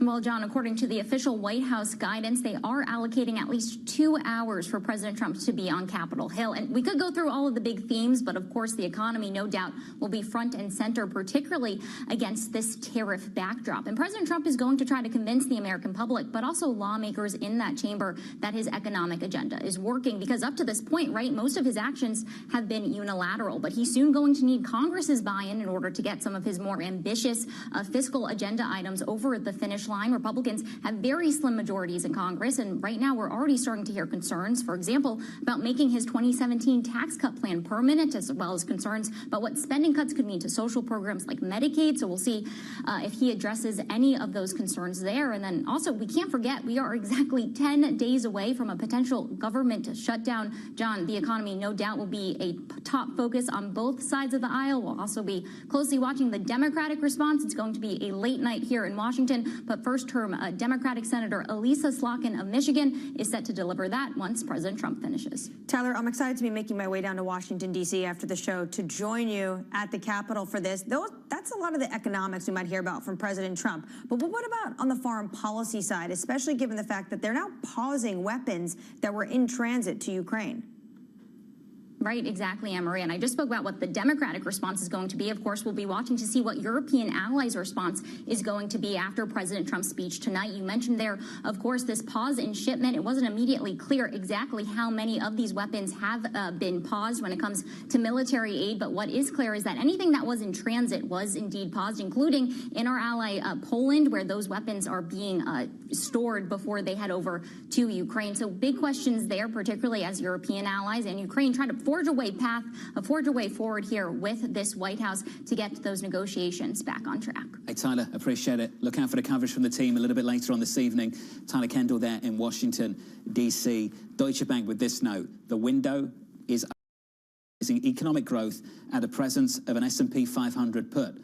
They go on to say, put simply, the longer time goes by with no reversal, the more U.S. and global growth downside we have to price in. We're taking this day by day, week by week. Which is the reason why I'm watching for the downgrades. Nobody wants to be first. We can feel that. Everyone is feeling like maybe you have a different parameter here for what this administration is going to look like. Right now, at what point can you take away the Trump put at a time where Scott Bessent this morning said, over the medium term, which is what we're focused on, it's a focus on Main Street. Wall Street's done great. Wall Street can continue to do fine. But we have a focus on small businesses and consumers. Keep a cool head. That is how Claudia Sheinbaum just ended her address. She wants to project that they have this plan, and we're going to keep a cool demeanor when we're dealing with the President of the United States. But she says on Sunday, tariff and non-tariff measures, that's when they're going to go into place. We've had a 5% pullback on the S&P 500. They're not blinking. Down in the White House on a 5% pullback on the S&P 500. We've had a much bigger pullback in the bond market. Yields are lower again, 6 basis points lower, Lisa, at the front end of the curve. So what would it take for them to care? And at what point are yields lower not necessarily a positive signal at a time where they don't reflect disinflation? They reflect slow growth, and that is a huge distinction. More data tomorrow and through the week. Coming up tomorrow, we'll catch up with Peter Cheer of Academy Securities, Bob Michael of JP Morgan Asset Management, Monica Guerra of Morgan Stanley, and Congressman French Hill of Arkansas. What a change for the global economy. Will it really change? Will these tariffs stay on? People are still asking those questions. Are we living in denial? 25% tariffs on Canada and Mexico, an additional 10% on China. Equities near session lows from New York City. Thank you for choosing Bloomberg TV. This was Bloomberg Surveillance.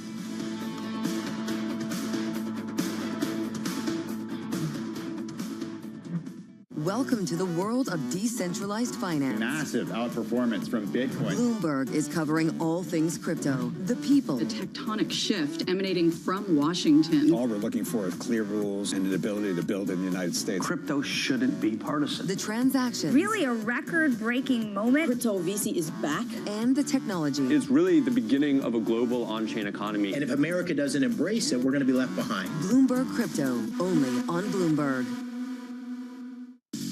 DraftKings hit a milestone in the second quarter of 2024. For the first time as a public company, it turned a profit.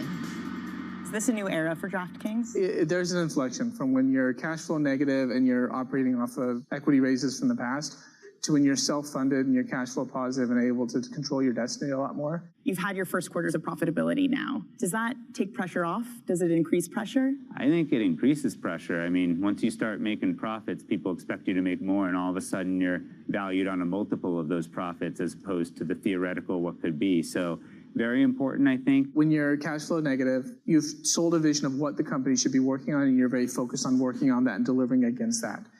When you've pivoted to profitability, The world of what you can work on is a little bit open, and there's a lot of different ideas, and it requires more focus than ever to make sure that you are prioritizing on the most important things that are going to deliver the most value. DraftKings' solid standing in a booming sector gives them the luxury to play the long game. They're not under pressure to cut costs. When you have really strong revenue growth, you don't need that. If you look at where we are today and where we want to be and where we believe we will be, the vast majority of the incremental EBITDA is not coming from any cost reduction. It's coming from increased revenue. We don't feel like we need to cut costs because we're growing our revenue so much. We want to grow our revenue into our existing cost structure, and there's no need to reduce the cost as long as we're being efficient with what we allow our cost growth to look like. What about artificial intelligence? Is artificial intelligence going to enable you and others to say, we have enough information to know exactly what something is going to be worth in terms of insuring it or not? Artificial intelligence is finding its way into our business in a variety of different factors. I think the first piece is getting much better insight into data, which allows us to make better decisions on underwriting. It's also a great opportunity to service business better in terms of like call centers and different ways of what's using robotics and other AI will be very helpful. But it is an emerging practice within the industry and one that is evolving very quickly. So it's also going to present risks that other companies, how they use it and how they use large language models and making sure the decision making is very sound. So it's complicated, but it definitely is benefiting the business today.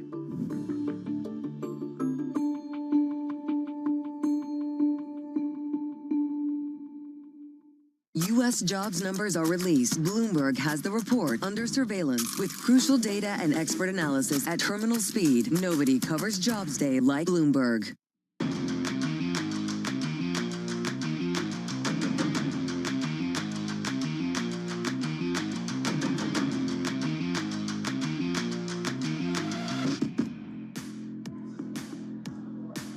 Minutes until the start of trading. Welcome to a special edition of Open Interest, live from Bloomberg Invest in downtown Manhattan. You're Matt Miller. That's true. I'm Katie Greifeld, and who are you? I am Shonali Basak. Nice to be here with you guys. We've got a lot of people on the agenda today. We are, as you say, at the heart of the New York financial district.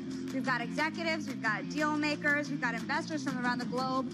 Futures are lower, guys. 3 rate cuts are priced into this market. It's a volatile day. We should say before we launch into what's going on in markets, and there is a lot, obviously, here in New York and in Washington, D.C., congratulations to you, because this kicks off a conference that you have been working so hard on for months. Thank you so much. I could not really have timed it better, but, that part's luck.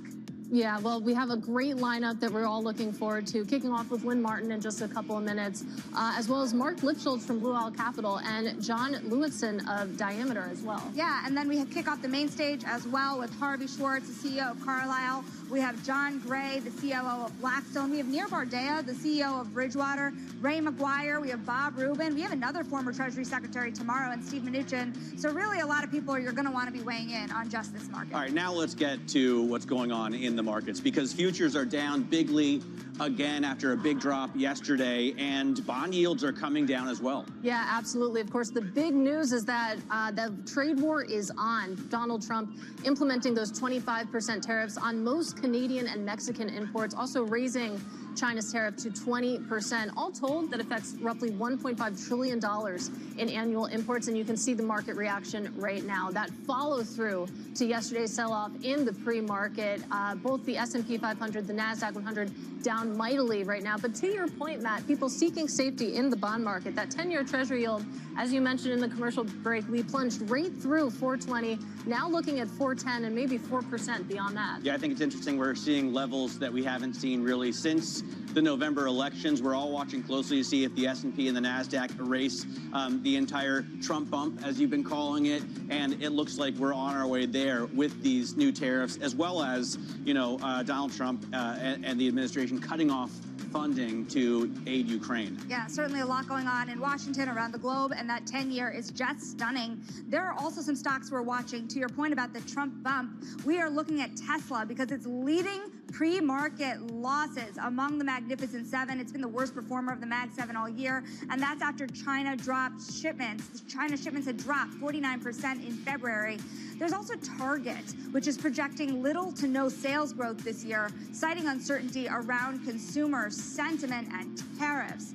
Walgreens is climbing, though, after Bloomberg reported that Sycamore Partners is preparing an acquisition of the drugstore operator. A little bit of green on the screen, but a lot of red out there, guys.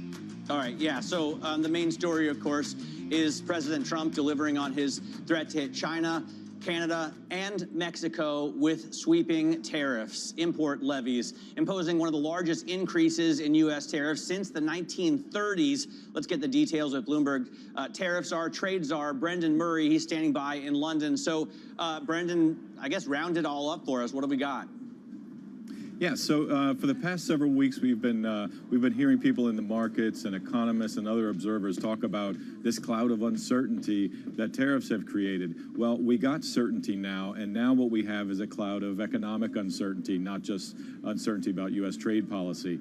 We heard the Target CEO say earlier today that these are going to hit consumers. They're going to hit things like strawberries and other sort of everyday grocery items. So there's a real sense and a lot of unknowns about how these tariffs are going to play out. Now, of course, the administration will say these will be offset by the countries who we're targeting. The exporter in China will ultimately pay for this tariff.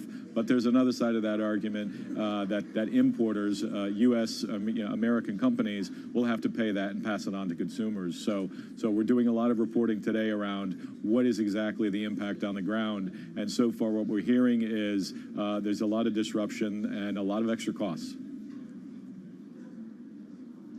Yeah, and of course, we know that Canada has announced their own countermeasures. We've heard a response from China, and just in the last couple of minutes, Mexico's Sheinbaum saying that she will announce countermeasures on Sunday. Let's talk a little bit more about the on-the-ground impact, though, Brendan, because President Trump, he posted on Truth Social to the great farmers of the United States, get ready to start making a lot of agricultural products to be sold inside the United States. Tariffs will go on external product on April 2nd.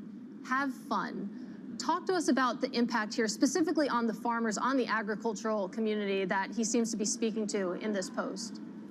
Yeah, I can tell you what farmers don't find fun is when you take one of their biggest customers away from them in China. So there's some interesting reporting out of the Midwest this morning about how in farm states there's a pushback to this approach that farmers ultimately rely on overseas markets to sell much of their products, and this will not be appreciated. Soybean prices are down today because of the hit to demand that these tariffs are going to create. China, part of China's retaliation was on American soybeans, putting a 10% tariff on them. So we'll have to see how President Trump responds to the pain that this might create in key constituencies of his, like the Midwest and farm states. But you have to imagine that it can't last for months and months without some blowback. Bloomberg's Brendan Murray, we thank you so very much for joining us to lay down the latest. Also joining us now on set is Lynn Martin. Of course, she is the NYSE Group president. The New York Stock Exchange, you are so connected to the broader corporate community. What was this morning like waking up? I mean, frankly, you had news, will he, won't he? Yeah. A lot of uncertainty up till this moment. What is everyone saying? Yeah, I mean, we were watching it closely yesterday as you saw the market sell off, particularly in the afternoon as it appeared that tariffs were going to be imposed. But you never know until something is implemented if the rumors are true or if he would carry that out. I think it comes down to looking at the overall state of our U.S. economy. And if you think of the president's core three objectives, they're border security, resolving geopolitical conflicts, and the state of the U.S. economy. And I think what you're starting to see is the confluence of those three objectives start to come about in markets. Is that going to result in slower growth? I mean, we've been talking for weeks about part of the plan to get inflation down is lowering aggregate demand, right? You drive the economy into a recession, then you won't have a price problem. It does look like the market is worried about a growth scare. Well, I think if you look at the key indicators, so first, if you take 2 steps back, no one should panic. There is volatility in markets. Markets go up and markets go down. And if you look at 2 of the key economic indicators, you look at the Dow and the S&P, those levels are still at above pre-election levels. If I look at where both of those indices closed on election night, where they are today is still above. So you recall that there was a post-election euphoria, if you will, and now it appears that the market may be recalibrating. But as the day progresses, as the weeks progress, there's no reason to assume that the markets are only going to move downwards. They could absolutely move upwards, particularly if we start to consider the revenue side. Right. We should point out that the levels we saw on the close of November 5th, 5782 on the S&P 500. So we're still above 5,800 to your point. And the NASDAQ closed at 20,227. So we're still above that as well. Well, to put that in percentage terms, the S&P 500, it's still higher by about 1.6% on a total return basis since election day. But we know that it's come down mightily. There's a lot of volatility in this market as we really center our focus on tariffs. That is the topic for investors right now. And we were expecting to see a more robust IPO landscape, sort of marrying together the M&A landscape and the IPO landscape, but we haven't quite seen that yet, Lynn. And I'm wondering, you know, what the trickle-down effect from tariffs, the volatility in the markets to your IPO business looks like. So I think it's important to consider that during this time of year, many pre-public companies, many private companies, their financials go stale. So they're in the process of restating their financials. We're still gearing up for an active Q2 from an IPO perspective, which, depending on how those deals go, we think will inform the way that, the rest of the year will progress. But we still have a very active pipeline, and we're still working with a variety of companies to come out in the next few months. Are you seeing companies rush to market? Do they want to get there quickly before maybe this trade war develops further?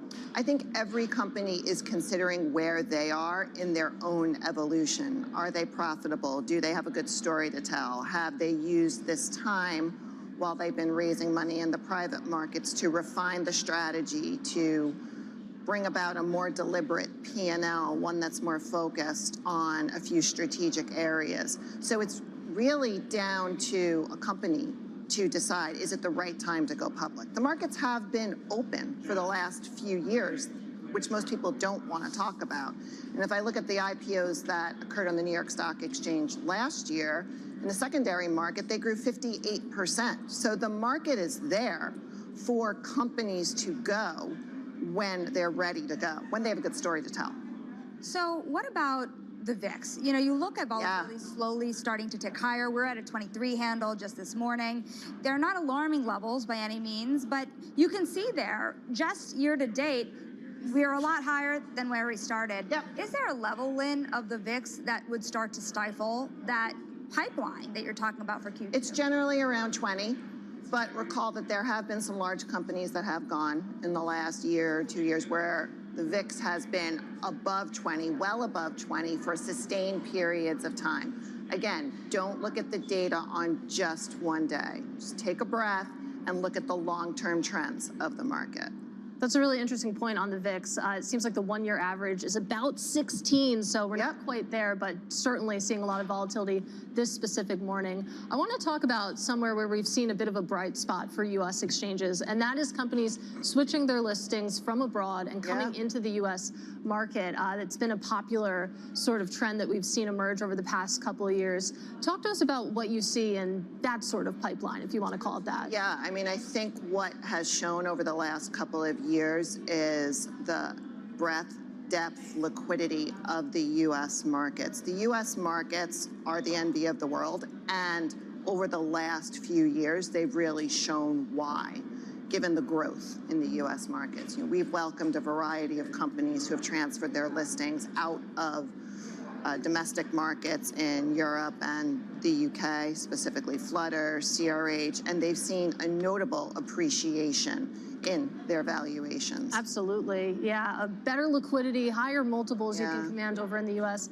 seems like a good deal. Lynn, we have to leave it there. It's so great to kick off our Invest with you. That is Lynn Martin. Thanks for having me. She is the president of the NYSE Group. Now, quick check on futures right now. As we mentioned, we are lower in the pre-market. The S&P 500 building on yesterday's losses, down about 0.5% right now. A little bit more when you take a look at the Russell 2000. Big tech seems to be the outperformer, but it's just red across the board. We'll continue to count you down to the opening bell. And coming up next, we have Diameter Capital's Jonathan Lewison joining us here at the desk. This is Bloomberg.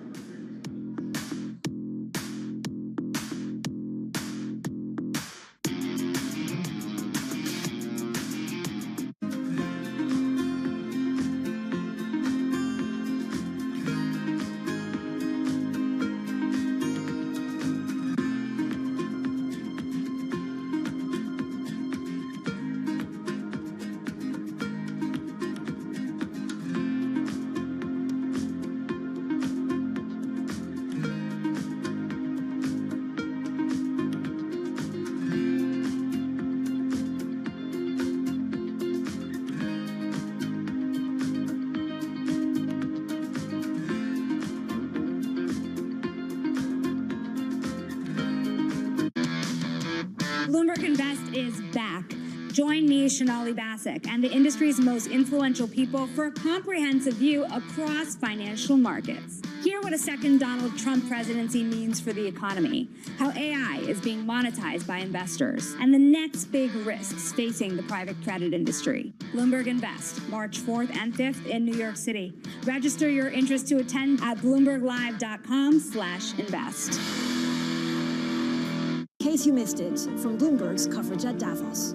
Do you think there's one particular thing that you'd like Trump to change in terms of what some people see as the over-regulation of banking in America? I don't believe, honestly, that we should have a huge amount of deregulation for larger banks. I think that's, you look back at COVID and any crisis, big banks now are strong, are able to step in and being part of resolving issues rather than being the one that creates issues. So I wouldn't really welcome a huge wave of deregulations. What I can see is that, of course, what happened in the US doesn't mean automatically that you will see in Europe or in Switzerland or in Asia deregulation. So the fact is that US banks may become even more competitive internationally through a more benign environment. Nobody covers Davos like Bloomberg. Get your fixed income fix. Watch Bloomberg Real Yield around the world right here on Bloomberg. Context changes everything. Bloomberg brings you breaking news 24 hours a day. Powered by 2,900 journalists and analysts in more than 150 offices across the globe. Bloomberg Television. Context changes everything.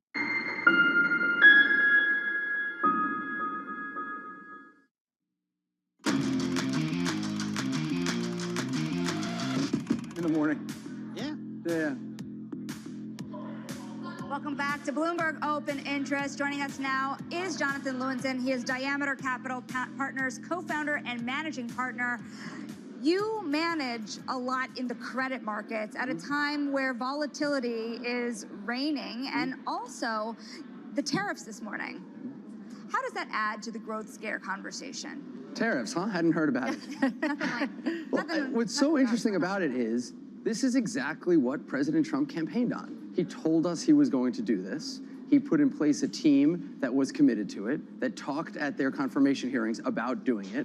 And of course, the market wasn't sure what he was going to do until we wake up this morning and they're here. The historical analog is not a good one, and it won't necessarily apply to this, but in the UK in 2022, I think, Liz Truss campaigned on a deficit-funded tax cut and did it, and briefly the UK pension system seemed insolvent. I don't think you're facing anything like that now, but it's just a very interesting take that sometimes you need to take seriously what politicians campaign on. And I think the real question for markets today, we've all done our analysis of what this means for GDP, what type of feedback loop it will be. The auto industry is obviously in the crosshairs immediately, agriculture. But the bigger two questions are, number one, what's the shock effect? How does it make companies and people stop spending while they wait? You know, I'm old enough to remember people pausing to see what happened in the election from their spending and their investing. And then more importantly, does it stick? Is the policy approach now really take your medicine and change the way our economy and the global economy functions? Or is this an opportunity to win certain political concessions, important perhaps, and then move on from this? And it's going to be very hard to really kind of make long-term investments around it until you kind of have a sense of that. I wonder what you think about the sequencing. We're going to get to, obviously, your business, private credit. Sure.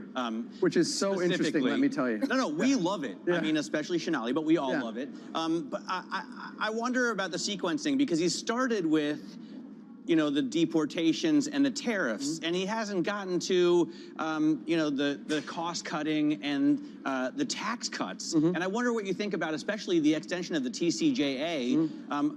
Does he have good chances of getting that through? He made a lot of promises about cutting taxes, and that's important to go hand in hand with these tariffs, I imagine. We have kind of a saying, though, so we do a lot of credit, and a lot of times in credit, you have to make investments around, you know, legal outcomes or political outcomes.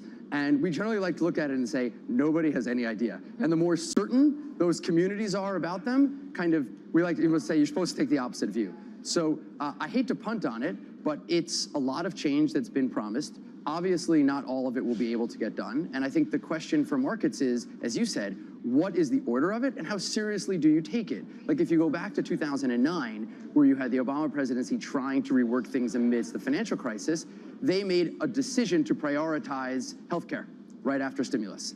And it's still a debate, frankly, if that was the right call. I think today you're seeing clearly a decision within the Trump administration to prioritize tariffs while government shutdown is going on, while tax cut extensions are going on, and while how do you pay for this and what happens to healthcare are going on. And so right now I would say the signal is trade is really important to this administration, and they're taking steps to change the way globalization works. Yeah, and you're seeing that realization in the public markets that he pursued the market-unfriendly trade policies first. Maybe we'll get another sugar rush when we do get to that tax conversation. But we can see the reaction in public markets pretty clearly. You think about treasuries rallying big time. Corporate credit seems still pretty happy. Spreads are super tight. But this conversation that we're having about trade, has it had any impact in the private markets? Have borrowers in that space had to digest some of these things that we're talking about? Well, I think yes and no, in the sense that nothing is in numbers yet.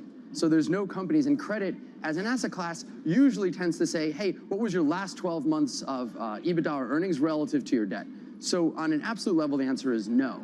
But I think, you know, particularly in our business, which has both public markets and private markets together and thinking about how they relate, you've seen repricings. And so whether it's the way AI has repriced things in various parts of the software security space, or the way government, you know, DOGE has repriced things that relate to government contracts, there's been repricing of things in public markets that then do get into private markets. And the challenge for those of us in private markets is to make sure we don't underwrite things based on last week, last year's, last month's kind of assumptions. And it's a difficult time, I think, to figure out what is going to stick, but looking to public market signals is very helpful in underwriting private. I'm going to take you there. I'm going to take you down the Doge train for a minute here. Can I take it back? You can't.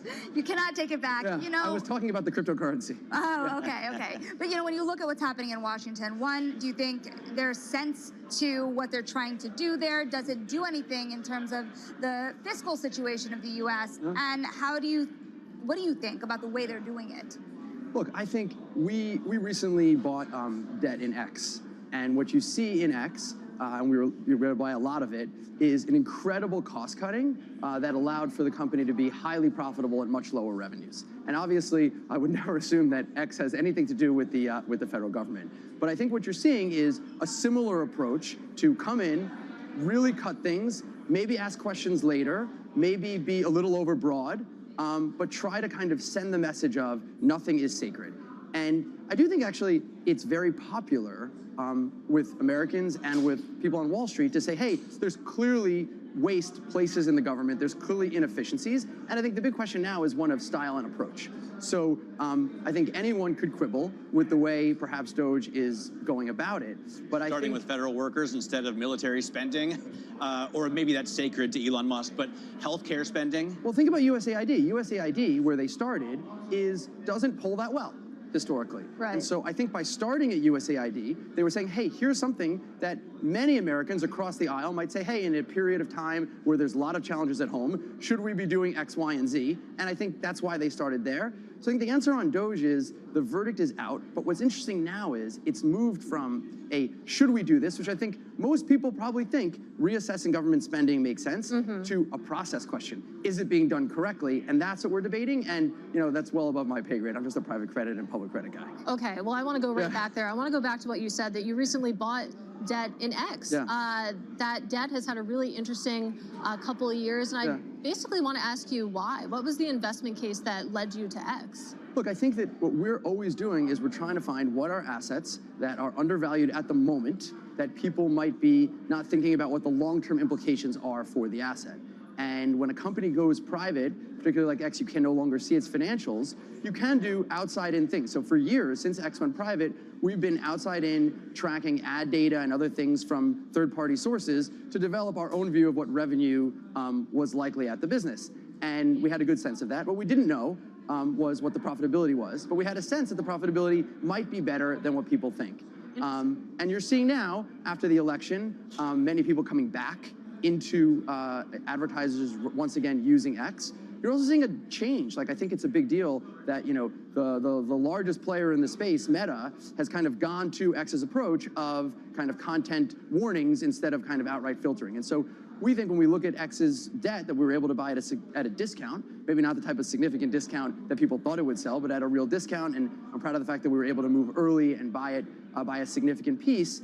Our view is that it's a platform where the world gets a lot of their news, that is rebounding off the bottoms on the top of revenue, and has an impressive profitability go forward. Yeah, for better or worse, I cannot get off of it. I've been, tweeting pretty heavily for the past decade, but it's interesting to hear that, you ran your own data when it comes to how the site is actually being used. I'm wondering how X's potential stake in XAI factors in, because Bloomberg has reported over the past couple months that the stake was one of the things that was used as a sweetener to bring up the valuation. Did that factor into your math at all, or was this really about the core fundamentals of that? Sure, look, when we're credit guys, again, we tend to not have the imagination of the equity people, but we get very excited when they put in a shiny asset like XAI. I think, look, the danger, and this is maybe a little kind of inside the way credit works, but the real danger is we're very different types of investors and venture investors. So let's say venture investors have put valuation on XAI, I think 60 billion, 70 billion, you're starting to talk about real money.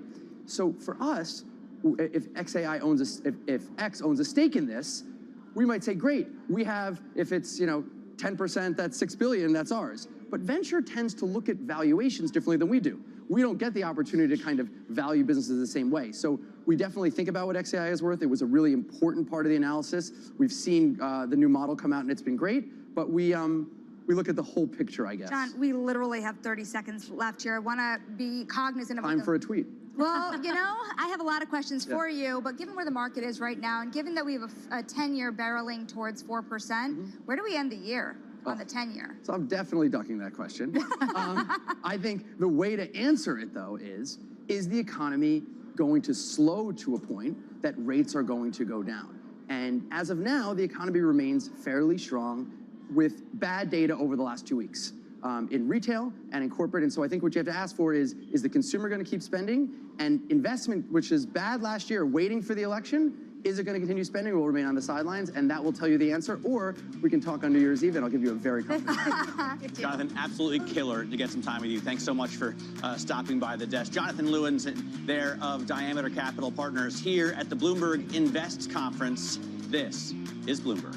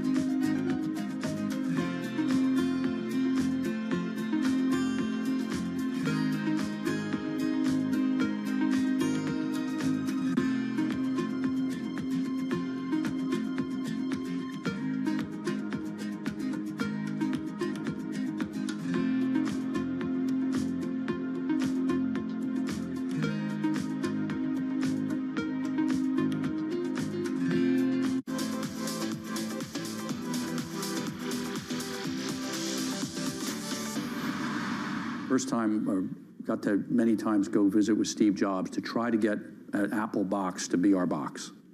And we were trying to merge boxes. And of course, they have Apple TV, we have our box. Never actually happened. And in one of the meetings, he said, well, you should give up because we're going to win that. But you should put Wi-Fi in all your boxes. And that's how you'll win. And you should be the best pipe. And he said the best dumb pipe. So I went home, went to our chief technology officer and said, what's Wi-Fi? And today we have the nation's biggest Wi-Fi network. And we have more customers. And 90% of your cell phone usage, 90% is Wi-Fi. Right. And that's because 70% of all the bits going over the internet right now are streaming. And streaming wasn't here 10 years ago.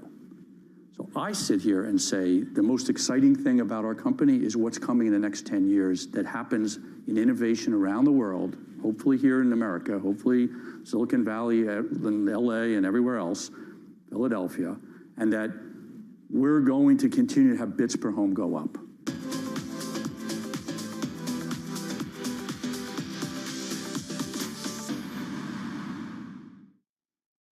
Key investors, top executives, global innovators. Join me for in-depth conversations with the biggest newsmakers on the day's top stories. Insight with Haslinda Onen, only on Bloomberg. Bringing you up-to-the-minute tech news whenever and wherever it happens. I'm Ed Ludlow in Las Vegas, and this is Bloomberg.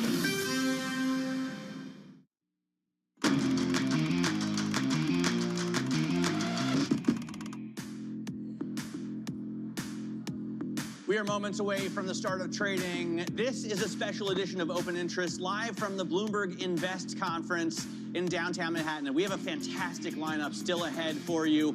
Mark Lipschultz is going to come on from Blue Owl. Shanali's going to interview Harvey Schwartz of Carlyle. I'm going to talk to Gary Cohn now at IBM. So a lot coming up. Katie. Mina Flynn. She runs the top 50 clients at Goldman. That woman runs more wealth than people know. Yeah. Fun facts. So it's going to be an amazing show. Definitely stick with us. You see the red on the screen there, so I'm sorry if you're long this market. It's not a good time to be that way. Futures are down again after the big drops that we saw yesterday as the President of the United States pushes through tariffs on our neighbors and biggest trading partners, Canada and Mexico, as well as additional tariffs on China. That does not make Mr. Market happy. And you can see the S&P 500 is now trading at 5,800 even. We are getting ever closer, just about 20 points away from the close on November 5th, the day on which, of course, Donald Trump was elected for his second term. The NASDAQ right now at 20,279, so it looks like 77 is the level from November 5th. We're right there. Right. And the Russell 2000, well, who cares about the Russell? I do deeply. I know, that's why I said that. I was messing with you. It's down pretty significantly right now. Again, that bond rally has been no help to the small caps, reversing that relationship that we had established. The Russell 2000 off by 1.5%. That is your biggest loser on the day right now. We're still higher from election day, but those gains coming in pretty rapidly right now. Let's take a look under the hood and talk about Tesla and Nvidia, both down again today as that magnificent 7 sell-off resumes. Tesla's China shipments dropped by 49% in February, adding to pressure on shares. And you can see shares currently lower by 4.3% or so. And Nvidia, one of your biggest stocks out there, off by almost 2% as well, Shanali. Nvidia got clobbered yesterday, right? Tough times for Mag 7. I also want to take a look here at Walgreens because we are talking about how M&A has been moving this market. Walgreens Boots Alliance up 5% this morning. Bloomberg has reported that Sycamore Partners is nearing an acquisition of the drugstore operator. Guys, this is after 3 straight years of pretty steep declines. You're seeing it up now more than 20% this year after today's rise. All right, Target expects $15 billion, in revenue over the next 5 years, but it is projecting little to no sales growth this year, citing uncertainty around consumer sentiment and tariffs. We're going to be talking a lot about retailers this week. Of course, we still have a lot to report. It's still earnings season, sure is. Certainly for the retailers. And I guess, you know, the tariffs, I don't know if they've hit the market, obviously, right? But they haven't necessarily hit consumer pockets yet, unless you see people raising prices ahead of time, or people who are going out and buying stuff. We ordered a case of maple syrup I from know Canada that you did. because my wife wanted to get ahead of those tariffs. And now, damn it, I'm glad she did that. She's a smart lady. Yeah, you do see some of that behavior, though we haven't really seen the hit yet. The fact that Target even mentioned tariffs as a source of uncertainty, they're actually one of the first reporting companies to actually say tariffs and try to factor that into their guidance. So that was notable. Let's unpack everything that's going on right now in these markets with Gina Martin-Adams. She is Bloomberg Intelligence Chief Equity Strategist, joining us at the desk. Great to see you at Bloomberg Invest. And let's talk about these tariffs. It seems like the market is kind of surprised that Donald Trump actually went through with them. Yeah, I think that's a great point. And very clearly, the market was a bit distorted, right? We thought, okay, we're going to get all the good aspects of policy promises. We're going to ignore all the bad. And now some of the more damaging aspects of policy change, at least for corporates, are starting to emerge, tariffs being one of those. Obviously, to us, even though tariffs are imposed on countries or targeted at countries, companies are the people who pay the actual tariffs, and then they attempt to pass them on to consumers. So the most important thing to watch is how companies respond to the tariffs as they emerge. What we're seeing already is not only is consumer sentiment deteriorating, but company sentiment is also deteriorating.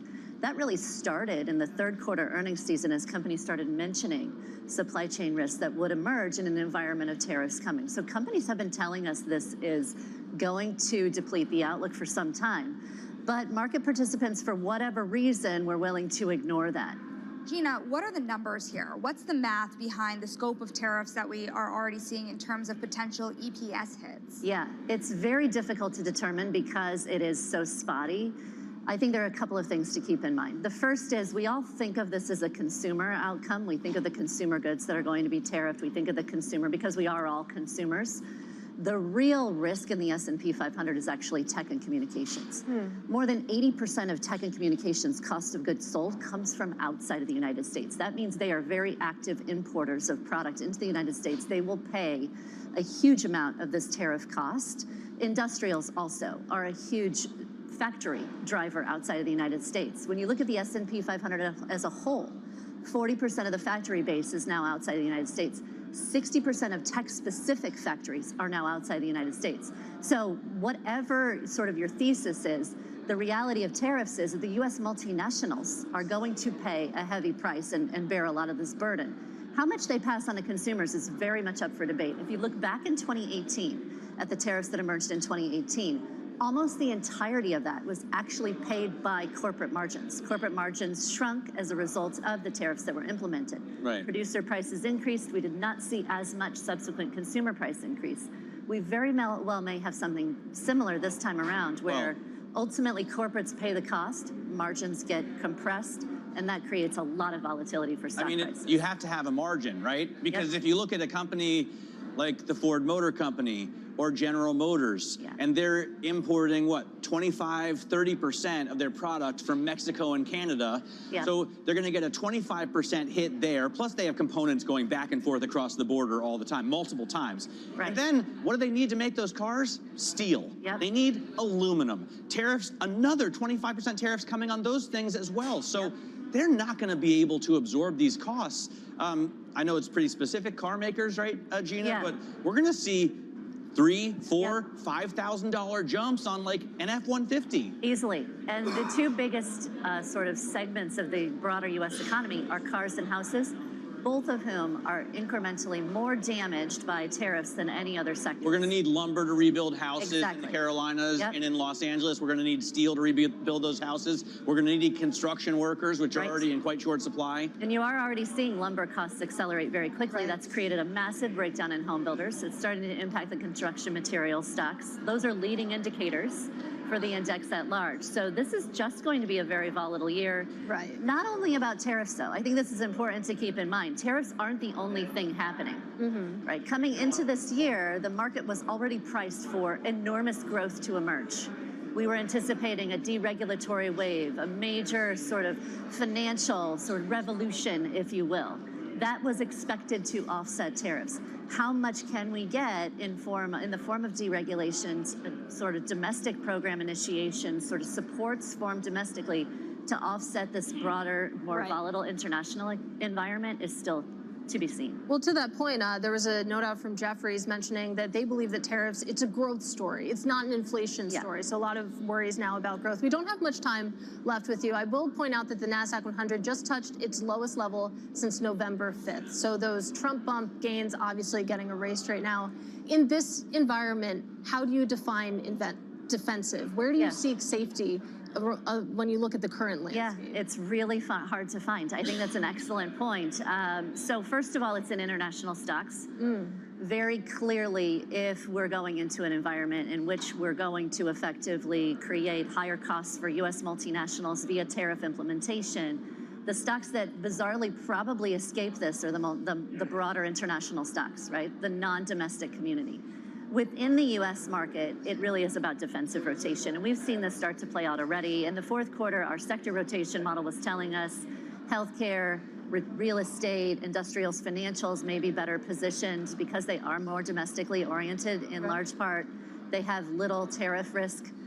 So the defensive stocks are definitely outperforming already this year and probably continue to do so, as well as the non-domestic equities. Well, it's interesting in the context of the European outperformance that we've been talking about the past couple of weeks, that rotation into Europe, maybe it's all about safety too. Yeah, absolutely. And also, does that continue? We still haven't talked about the 800 billion euro package that the EU is pushing through for defense and infrastructure spending. GMA, great to get your take. Thank you so much for joining us. Gina Martin-Adams runs Bloomberg Intelligence for us. I want to just point out that Shonali is going to step away because you're going to interview Harvey Schwartz. Yeah, we'll talk about that American exceptionalism, seeing if it looks so good today. We're going to bring you that interview when Shonali does it. First off, though, Katie and I are going to talk with Mark Lipschultz of Blue Owl Capital. He's the co-CEO there. He joins us here from the Bloomberg Invest Conference. An interview you don't want to miss. As markets fall, a reminder, we are down to levels we haven't seen since November 5th of last year when Donald Trump was elected president of these United States. This is Bloomberg.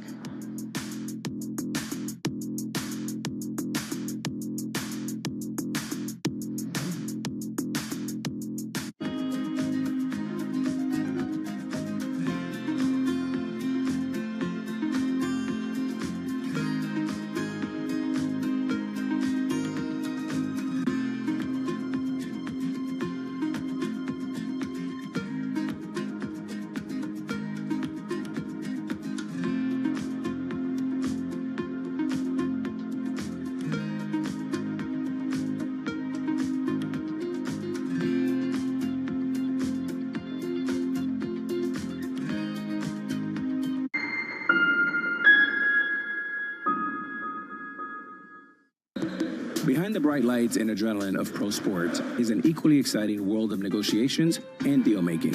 That's what we cover each week on our podcast, The Deal. I love the fact that you have, we say the cojones, but you can't say that in Bloomberg. Maybe moxie. Yeah, moxie. I'm Alex Rodriguez, former baseball player turned business executive. And I'm Jason Kelly, a journalist at Bloomberg. Over the next couple months, we'll hear from all-stars like Billie Jean King. Well, what should I learn? What should I do? I said, learn the business. Jay Williams. You're the asset, but how do you become the principal? Paul Rabel. We're going to be the league of digital, and that's why you're going to invest. Adina Friedman. I definitely am competitive. David Rubenstein. People don't come up to me on the street and say, let's talk about this private equity deal you did recently. Nobody does that. They say, let's talk about the team. And so many more. Do you need a clap? No, I think we're do it for fun. Ready? Go.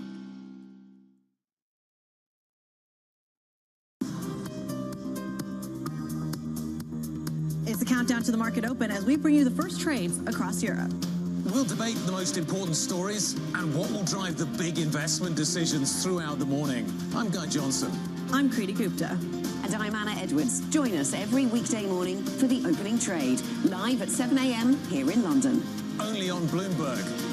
Context changes everything.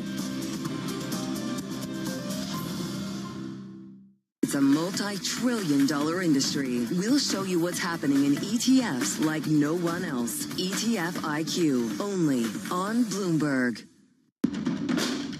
There is this real momentum from Wall Street. We are basically deep in the European earnings season. Take a look at how we're faring when it comes to Asian markets. Listen carefully. Can you hear the rhythm in the markets?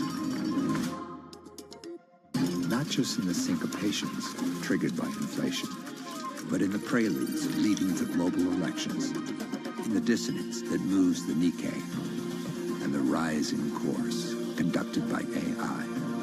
There's music in the markets, and if you want to learn to listen for it, we'll show you how.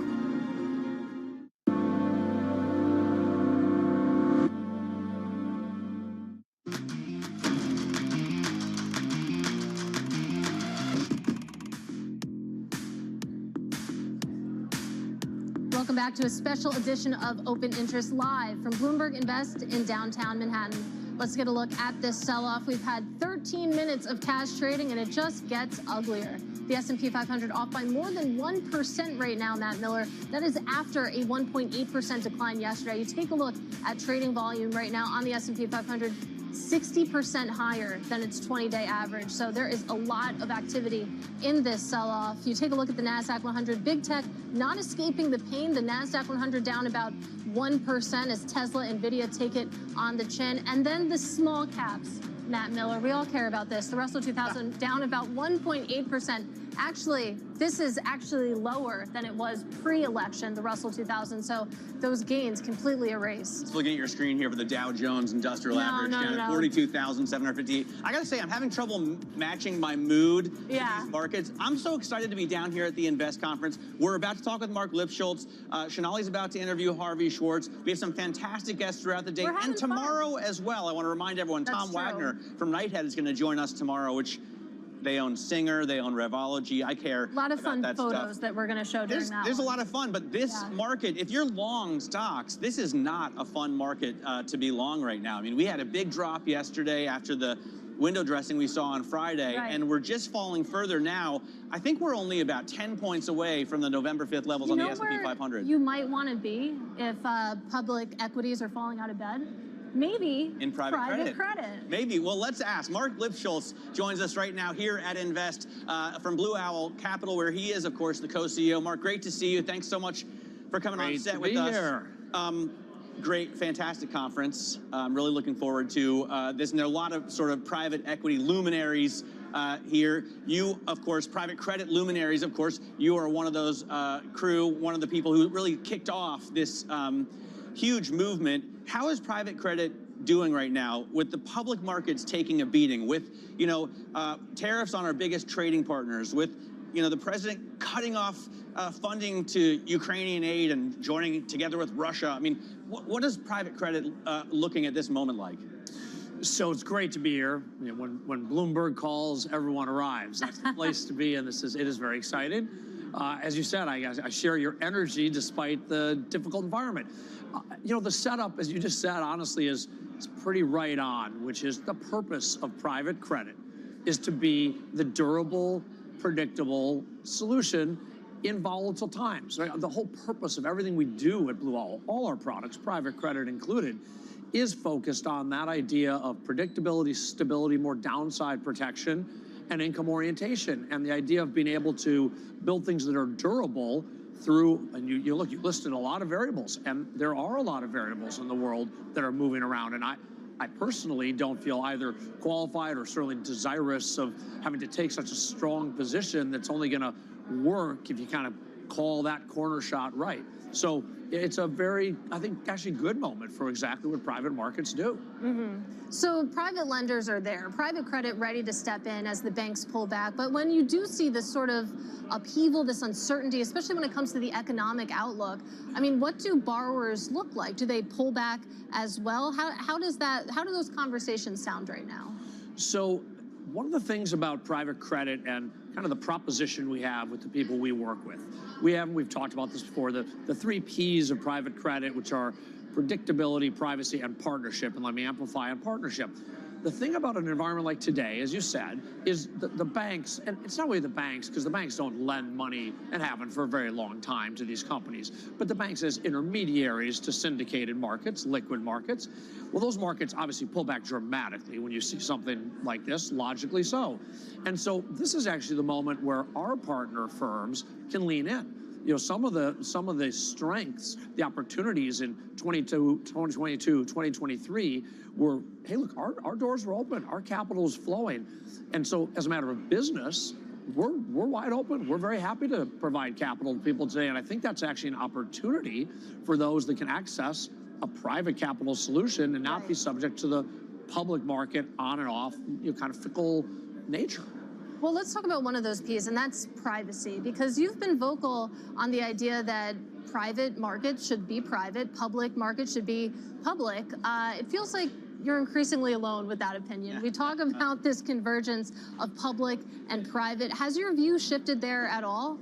So, you know, we all, I think, agree there's a convergence, which is to say that they're clearly adjacent to each other, and I suppose arguably anytime you bring things right next to each other, there's gonna be some bleed between the two.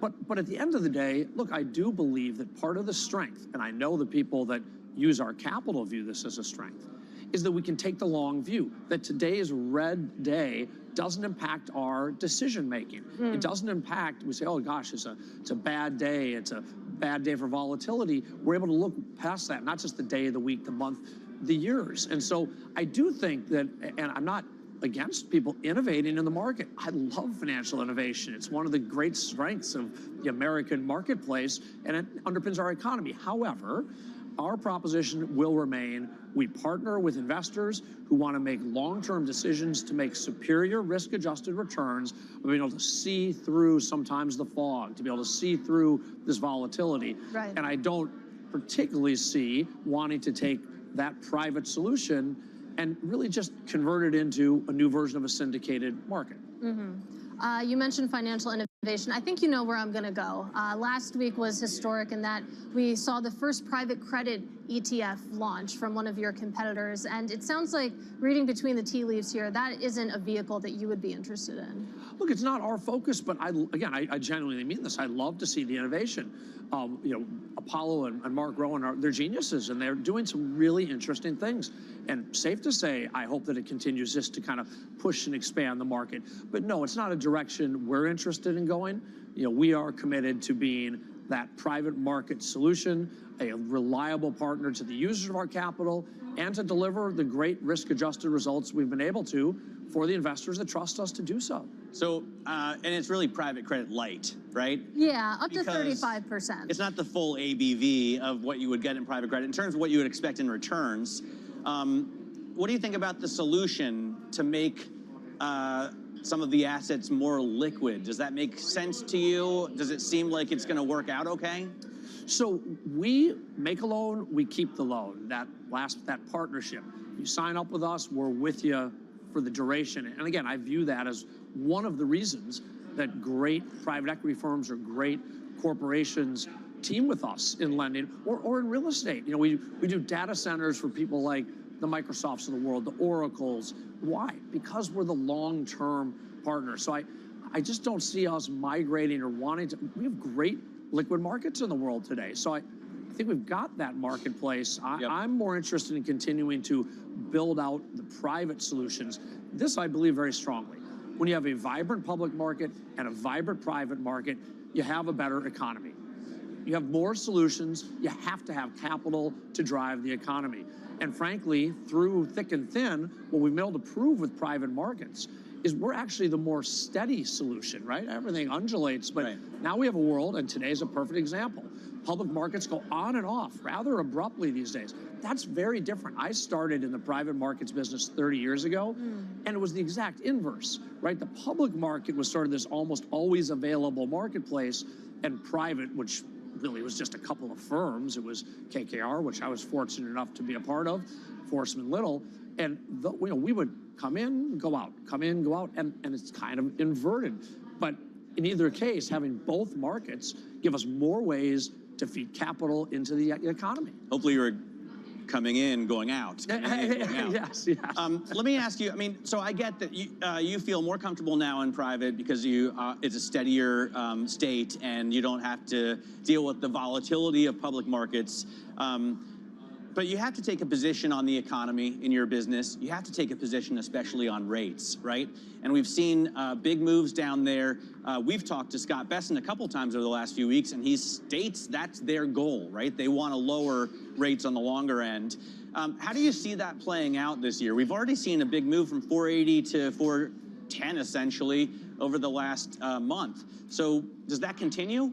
Well, so what's driving that? And what's driving that, Mark? Well, the heart of our business, very importantly, I mean, taking a view, and we have a view on the economy, which I'm happy to share, but actually by design, we don't take a view on interest rates. What we do in the credit business is floating rate, senior debt. So actually our role in a portfolio in the economy, the marketplace, is actually to provide the solution where you don't have to take that view. Because one can see the forces at work here that would make it hard to predict. And listen, I mean, Secretary Bessent is incredible and has an incredible view of this. That all said, there's a lot of variables. So we have inflationary pressures on the one hand, we have trade reordering on the other hand, we have an economy that we have to factor in, and all that taken together will determine the course of rates.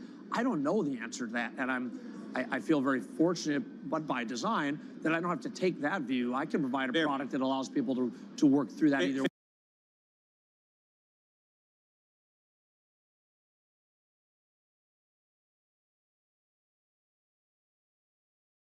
Fair point, but you say you're happy to share your view on the economy. Yeah. And we're looking at what a lot of people are saying is a growth scare here. What is your view on the economy? I mean, right now, looking bottoms up, and we're bottoms up people. We're not macro strategists. We have 400 companies in our portfolio, and looking at those companies, they're performing well. On average, our portfolio grew at high single digits, revenue and earnings. Now, again, we have a portfolio that's obviously selected toward what we think are really superior businesses, of course, but that is strong. The economy, from where we sit, continues to look very, very strong here in the U.S. And I should say, we're a very U.S.-focused investment. Our dollars deploy mostly in the U.S., again, by design. We're about risk management. This is a good place to invest. Yeah, and it's nice to hear your conviction on the economy because you're seeing something totally different in the public markets right now. Let me just point out the S&P 500 now down more than 1%, and as such, it has officially erased its election gain. So it's wiped out all the value that it's made since November 5th, about $3.5 trillion worth.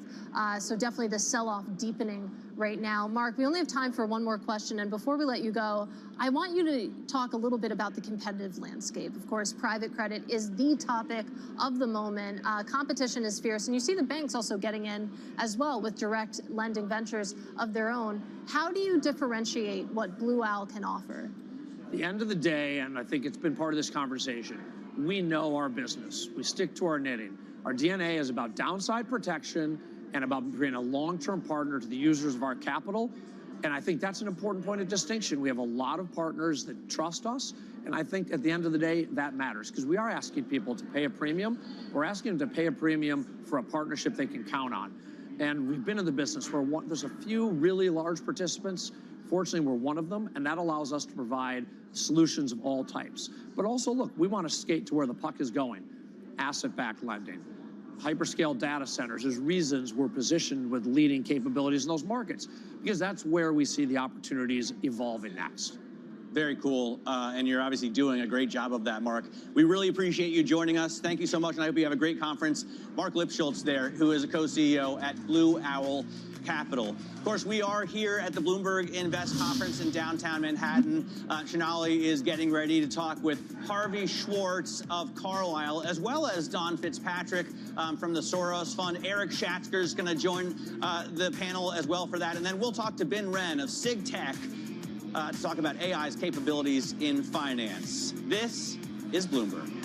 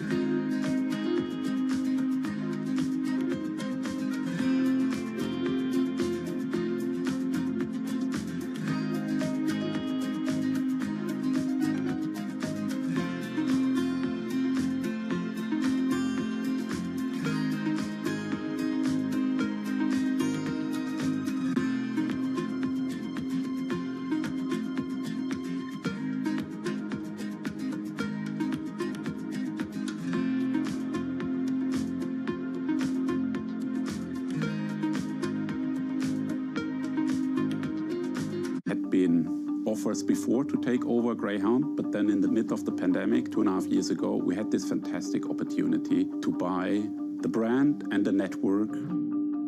When we took on Greyhound onto the Flix tech platform for network management, revenue management, we saw the highest unit economics in more than 100 years of Greyhound history. My vision is to transform long-distance bus travel in the United States and make it one of the top considerations for anyone planning a long-haul journey. CEO Kai Boyson imagines even more potential if state and local governments recognize the need to support long-distance bus travel with integrated infrastructure. We need to think about the infrastructure in the United States holistically and think about the transportation system as one integrated system. And intercity bus needs to be an integral part of that system. One should be able to connect from one mode of transport to another seamlessly, easily. We have great success models in the United States. For example, Los Angeles Union Station, Boston South Station, or New York Port Authority Bus Terminal, or Washington, D.C. Union Stations. Kai and the team, they are doing a fantastic job. They have really improved the product, they have improved technology, they have really made the production more efficient, that at the moment it's also a profitably growing business. Good morning. This is Bloomberg Surveillance. Welcome back to the opening trade. This is Bloomberg Technology. This is the Asia Trade. This is Wall Street Week. Welcome to Balance of Power. This is Bloomberg Television. Bloomberg loves earnings. I know it's like your Super Bowl, right? I can't wait. It's like opening presents in the morning. All right, it will be exciting. Nobody covers earnings like Bloomberg.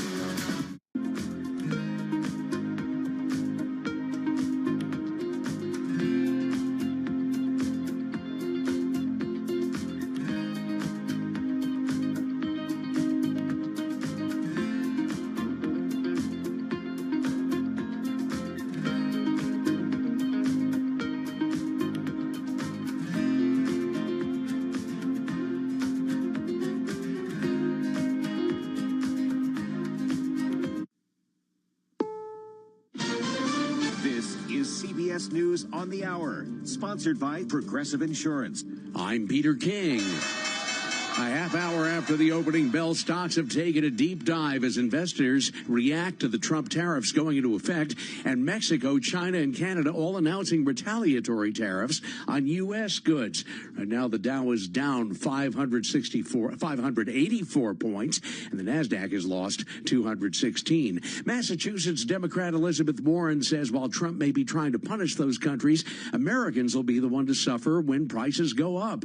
Appearing on CBS Mornings, she uses this example from Canada. I got to tell you, putting a tariff on maple syrup doesn't help us here at home. All it does is drive up prices for, everybody who wants to eat pancakes. But Oklahoma Republican Senator James Lankford says it had to be done. What we've seen, obviously, in Mexico in the past several years has been a dramatic increase in illegal immigration coming across the border, and the Mexican authorities haven't stopped it. They've just basically allowed people to be able to pass through. President Trump said, I'm going to put major tariffs on this because I want fentanyl to stop. I want illegal immigration to stop. Ukraine says it needs security guarantees from the U.S. to survive a day after President Trump froze military aid that was headed there. CBS's Imtiaz Tayyab is in Kyiv. Mikhailo Podolyak is a top advisor to President Volodymyr Zelensky.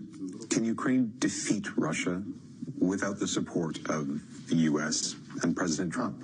What I can say for sure is that Ukraine will still fight. But I will ask you a question.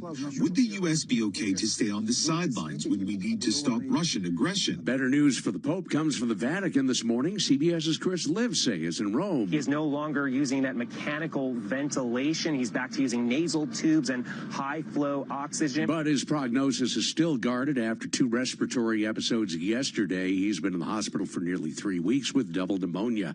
Severe weather has left some 300,000 customers without power in the Dallas area, and 2 storms are merging to bring nasty weather from the Rockies all the way to the East Coast. Meteorologist Craig Allen. The most impactful area for this storm will be from northeast Colorado through the northwest sections of adjacent Kansas, right through most of the state of Nebraska, Iowa, into lower Minnesota, and then over into Wisconsin. The world's largest iceberg is stuck, as are the creatures who live there. Here's CBS's Vicki Barr Barker. It broke off the Antarctic ice shelf back in 1986 and has been slowly drifting through the area known as Iceberg Alley ever since. But now it's stuck in shallow offshore waters, along with the millions of penguins and seals that call it home. The Dow is down 590. This is CBS News.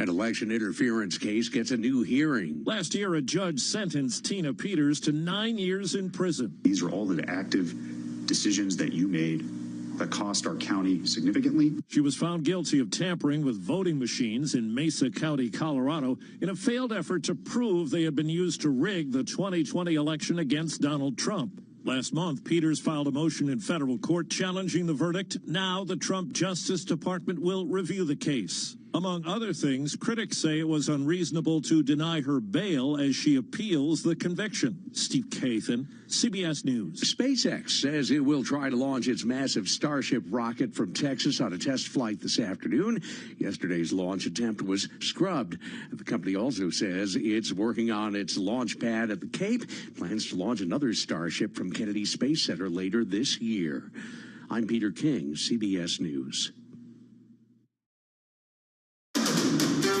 This is Bloomberg Intelligence with Alex Steele and Paul Sweeney. The real outperformance has been in U.S. corporate high yield. Are the companies lean enough? Have they trimmed all the fat? The semiconductor business is a really cyclical business. Breaking market headlines and corporate news from across the globe. Do investors like the M&A that we've seen? These are two big-time blue-chip companies. The window between the peak and cut changing super fast. Bloomberg Intelligence with Alex Steele and Paul Sweeney on Bloomberg Radio. Good Tuesday morning from the Bloomberg Invest Conference. We're in Lower Manhattan World Financial Center. The kids now call it Brookfield Place, at a fantastic part of the city. Great event space down here. So we are here, leaders of the financial services industry, private banking, investment banking.